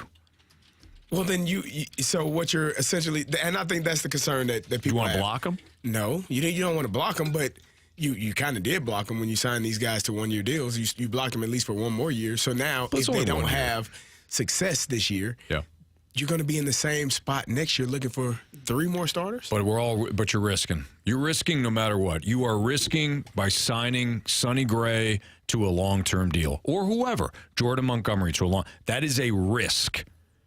You're also risking that the young guys that you've been developing or trying to develop will not pan out. I would rather have my team risk on a young guy that's been in the organization, that is cost control, because if he comes up and he's the next Spencer Strider, that's better for me than signing a 32-year-old to a 5-year deal for $150 million because you don't have pitching. I agree. They have got to develop pitching. Do you know why they're in this spot, Carey? They traded some guys away. Because they did not develop. Yes. They traded away Sandy Alcantara and they traded away Zach Gallen. Like, why are you bringing that up again? Because that is the more significant trade, not the Randy Arozarena trade. People keep bringing up Randy Arozarena. That wasn't the trade that put you in a spot that you were last year. It was the Marcell Ozuna trade. And I got it at the time. I did, because I, like many of you, fell for this offense. They need more offense. They need more offense. They're not scoring runs, and it's not the pitching. No, it is the pitching. It's always about the pitching. It always has been about the pitching. I've been a fool. It's not about the offense. It's about the pitching. Would you rather have Sandy Alcantara and Zach Gallen paired up in this rotation with some of these other dudes, or, have what you think is going to be a great offense? We all thought the offense was going to be great last year. Did nothing. Did nothing last year. If that offense was so good, you would have won a lot more games than you did, but you didn't. Well, Why? Anthony, because your pitching, your starting pitching stunk, and if your starting pitching was good, your bullpen stunk that day. In fairness, it's hard to come back from 7 runs down in the first or second inning. If you're a special offense, you will. Oh, okay. Well, they need to be special. They're not. All right. It's about pitching. Defense. All right. I agree. They need to develop these guys. I'm with you. If you're upset about the old dudes coming in, realize it's just for a year. If it's not just for a year, you're in trouble. You're in trouble. Your next roll of the dice is not on a big-time free agent. It is on Gordon Graceffo and Tink Kens and Michael McGreevy and the 42 guys you got at the All-Star break or the trade deadline last year. You better hit on one of them. And I like that approach. I love what Mo did. He got two Brendan Donovans / Tommy Edmonds, and the rest were pitchers. Right. Shotgun approach. And see which one. You get 5, but you get 1 ace out of that. Cool. You get 5, but you get 1 number 2 out of that. Cool. You get 5 and you get 2 starters somewhere, 3 and a 4. Great. I like the shotgun approach that Mo took at the deadline last year. Now, will he hit on him? Hopefully it works out. Yeah, I agree. All right. We didn't get to. You want to do one more? Do Ed? Let's do Ed. Okay, guys, everyone needs to relax. Cardinals are just going old school, back when the player coach was a thing. That's why the coaches had numbers. They could play and coach. That's all we're doing. We're just hiring a bunch of coaches as players. I don't know. Takes up a roster spot, saves you some money in the front office. I mean, that's where all the extra money's coming, I guess. That's what they said, right? But I don't know. That's what I think. You tell me. That's a good thought, Ed. Yeah. Maybe player coaches. Yeah, player coaches. Yep. Saving money. Yeah. And letting guys coach and play. Yeah, my question would be, what are the coaches doing then? Veteran leadership. I'm telling you. Well, what are the coaches doing then if you're bringing all this? They're coaching. Player coach. They're coaching the guys that are playing, sort of. Are they coaching the veterans? No. Oh. They don't need to. Did the Cards not add to the coaching staff this year, they too? did, A couple of positions. Yeah. Throw a bunch of bodies out there. All right. Shotgun Get approach some there, too. guys. All right, let's get to Jake. We'll just keep playing some mic drops here. Let's get to Jake on his thoughts of the Brandon Crawford signing. Obviously, depending on what the signing is in terms of dollar value, I can't imagine it being very much. This is a great signing for the Cardinals. Like you mentioned, 2-time World Series champion, a wealth of knowledge. You look at, I'm sure fans are curious about why, with Edmonds' status for opening day seemingly being more than unclear. I would almost think this kind of allows them to slow play it and he won't be ready for opening day. You look at Brendan Donovan, who's coming off of elbow surgery. I don't think the Cardinals want to press his arm into a situation where he's not fully comfortable or, really pushing that arm and potentially re-injuring it, trying to make a throw from shortstop. Jose Fermin, there's no upside in the bat there. Brandon Crawford winds up having more than 200, 250 plate appearances. The Cardinals weren't prepared. But in the instance that Masyn Winn struggles and isn't quite ready to go, it's a good insurance policy to make sure that you don't put too much on Winn's shoulders, and also has a guy with a wealth of knowledge and experience and ability to play the position. Fair enough. I don't know what that... it sounds like somebody's honking at him. Yeah. Get out the way. Hopefully Jake's okay. Yeah, he does have a wealth of knowledge, that Brandon Crawford. And that's what you need to win championships. Yeah, okay. Lamarck. Let's hear from Lamarck next. Come on, guys. You guys are missing it, man. Every year they dumpster dive. This is the dumpster dive for this season. And it is the bottom of the bottom. Well, Lamarck, that's an opinion. No, he's not wrong. Yeah. I like to call it bargain shopping instead of dumpster diving. That's a better... Go to TJ Maxx or Marshall's. You kind of... Get what you need for a cheaper price. It's still good quality. Find some good jeans over in Houseware sometimes. Get anything and everything at Marshall's. That's the wife's favorite. Yeah, absolutely. Just walk around and say, let's see if this fits. Didn't know I needed that. Didn't know I needed that. But I got it. Now I do. Yep. It's here. Yourself a nice shirt and a candle. I mean... What could go wrong? What can go wrong?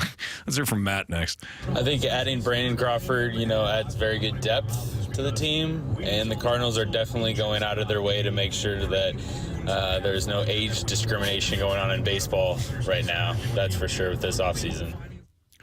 Matt, I love the mic drop, but next time, listen to my Auto Center's Nissan Herculaneum live read instead of leaving the mic drop. You heard me out in the background there talking about new Pathfinders, Carey. Yeah. I just want to make sure Matt knows about that. I got great deals.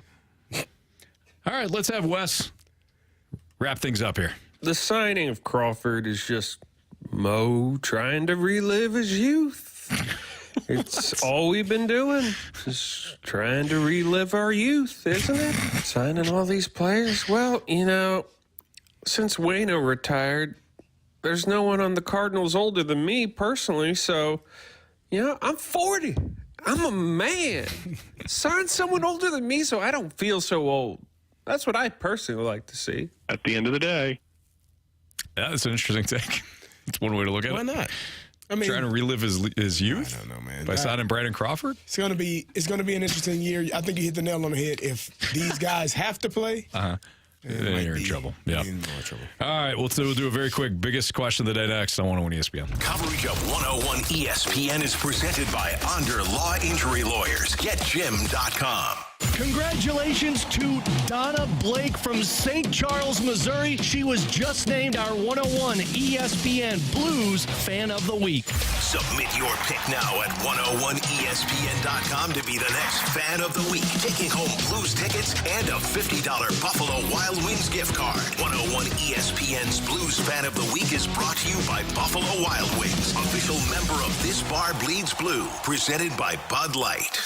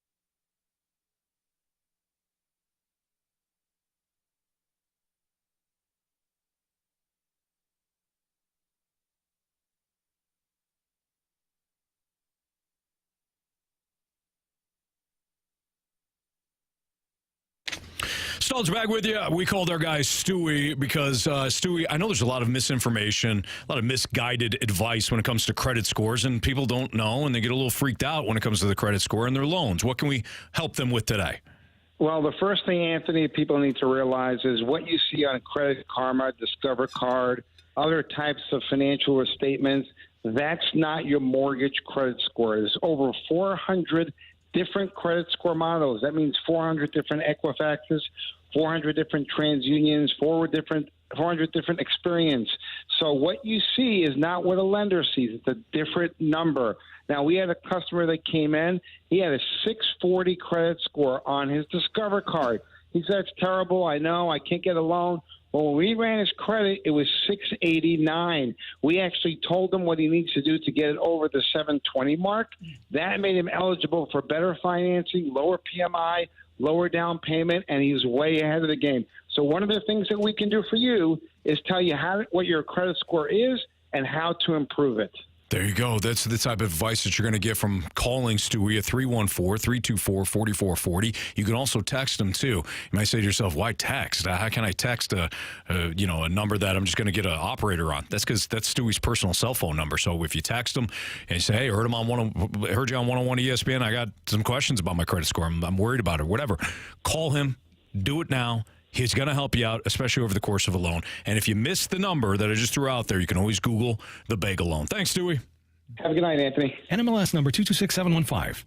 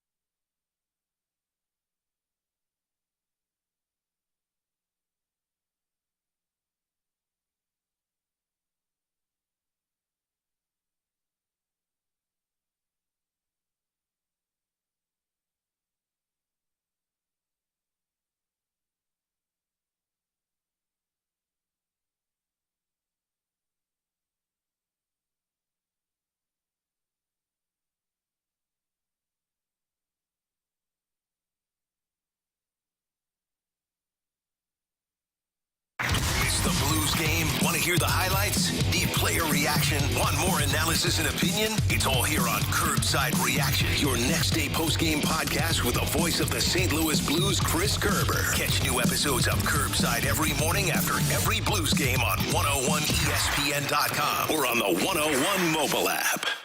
101 ESPN Sports Center.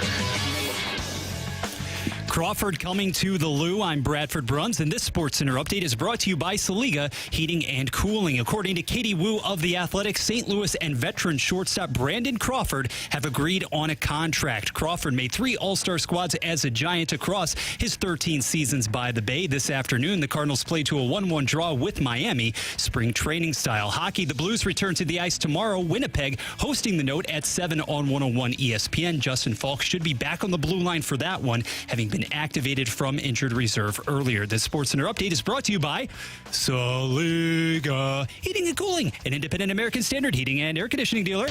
Strap yourself in. You're in the fast lane, driven by Scrap Mart Metals Recycling on 101 ESPN.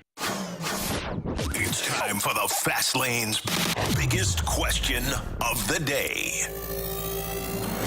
Well, Carey Davis, I'm Anthony Stalter, Bradford Bruns with our biggest question of the day. Gentlemen, as we just stated, St. Louis returning to the ice tomorrow night in Winnipeg, Edmonton to follow on Wednesday evening, and there's still so much conversation in this region, even around those close to the team.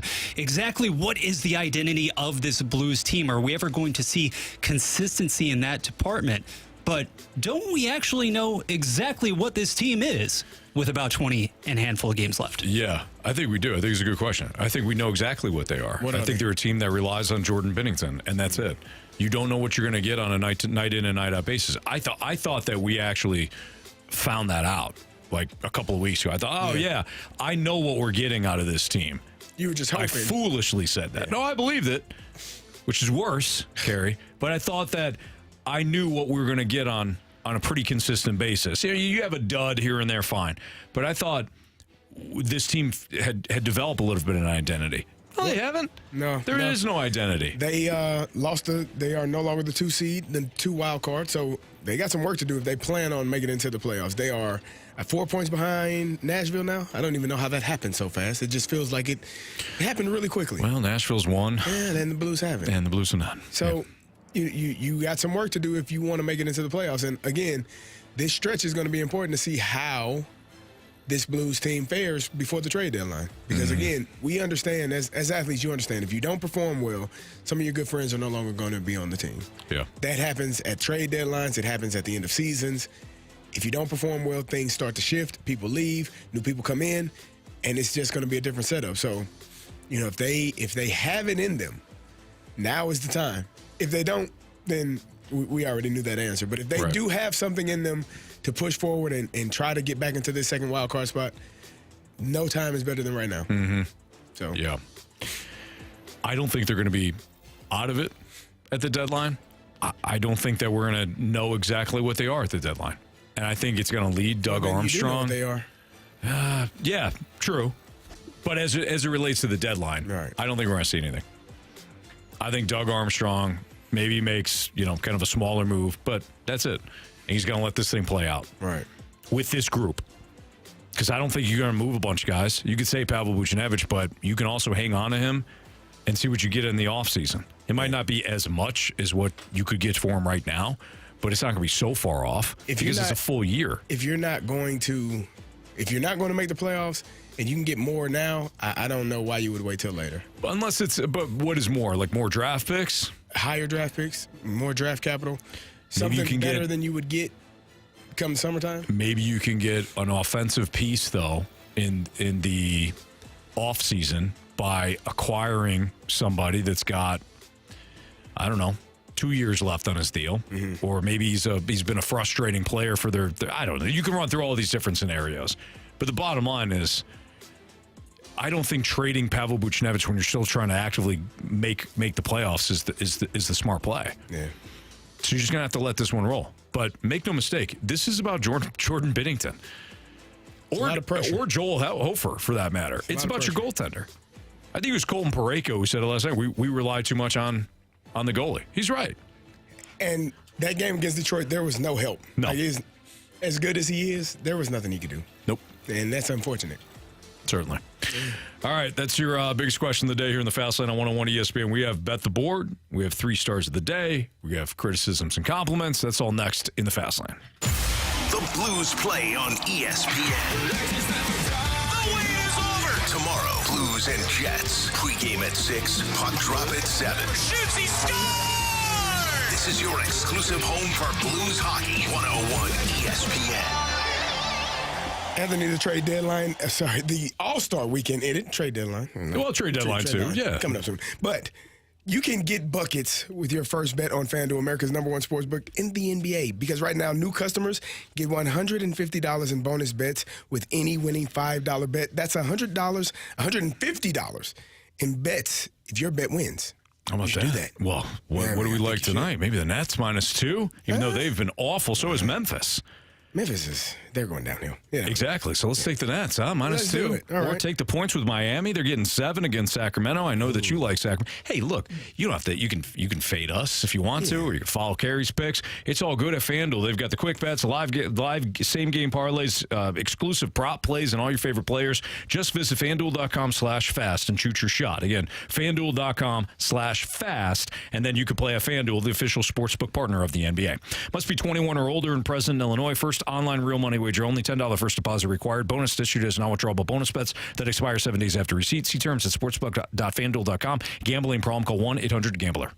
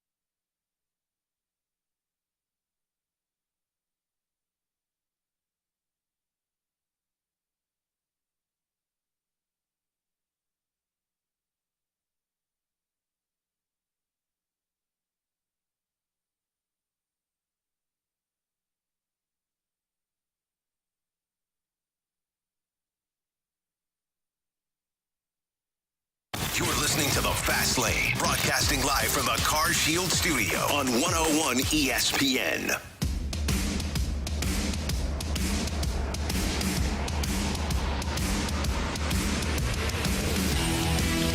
All right, time to bet the board here in the Fast Lane on 101 ESPN. Bradford, were you doing some calculations? Do you have the standings?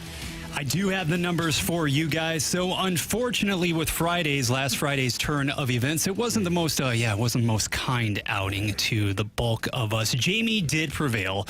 All right, so Jamie now actually ups his month for the mark to 7-9. Anthony, that Duke game about which we talked earlier, had the Blue Devils. It was a good call, I thought. Being on the road and whatnot, but it wasn't because they wasn't lost ultimately, which puts you at 8-8. And Carey, we will not mention the NBA until you get right, my friend, here during this segment. But you're now 9-7 overall. All right, still hit. There you go, Carey. I'm gonna go. I talked about it. I'm gonna go Sacramento Kings -7. Oh, Carey. Yeah. Miami had some people suspended. Had a little brouhaha. Oh, that's right. Yeah, so maybe that'll weigh on them, and they're traveling all the way across the country. Not sure where they played at last night, but -7 tonight. Yeah, Sacramento Kings. All right, there you go. I'm going to take the Ottawa Senators, who are only -137 in Washington tonight. Ottawa 7-2-1 over their last 10. Washington has been up and down, kind of like the Blues. But I like the Senators, only -137, so give me them outrights.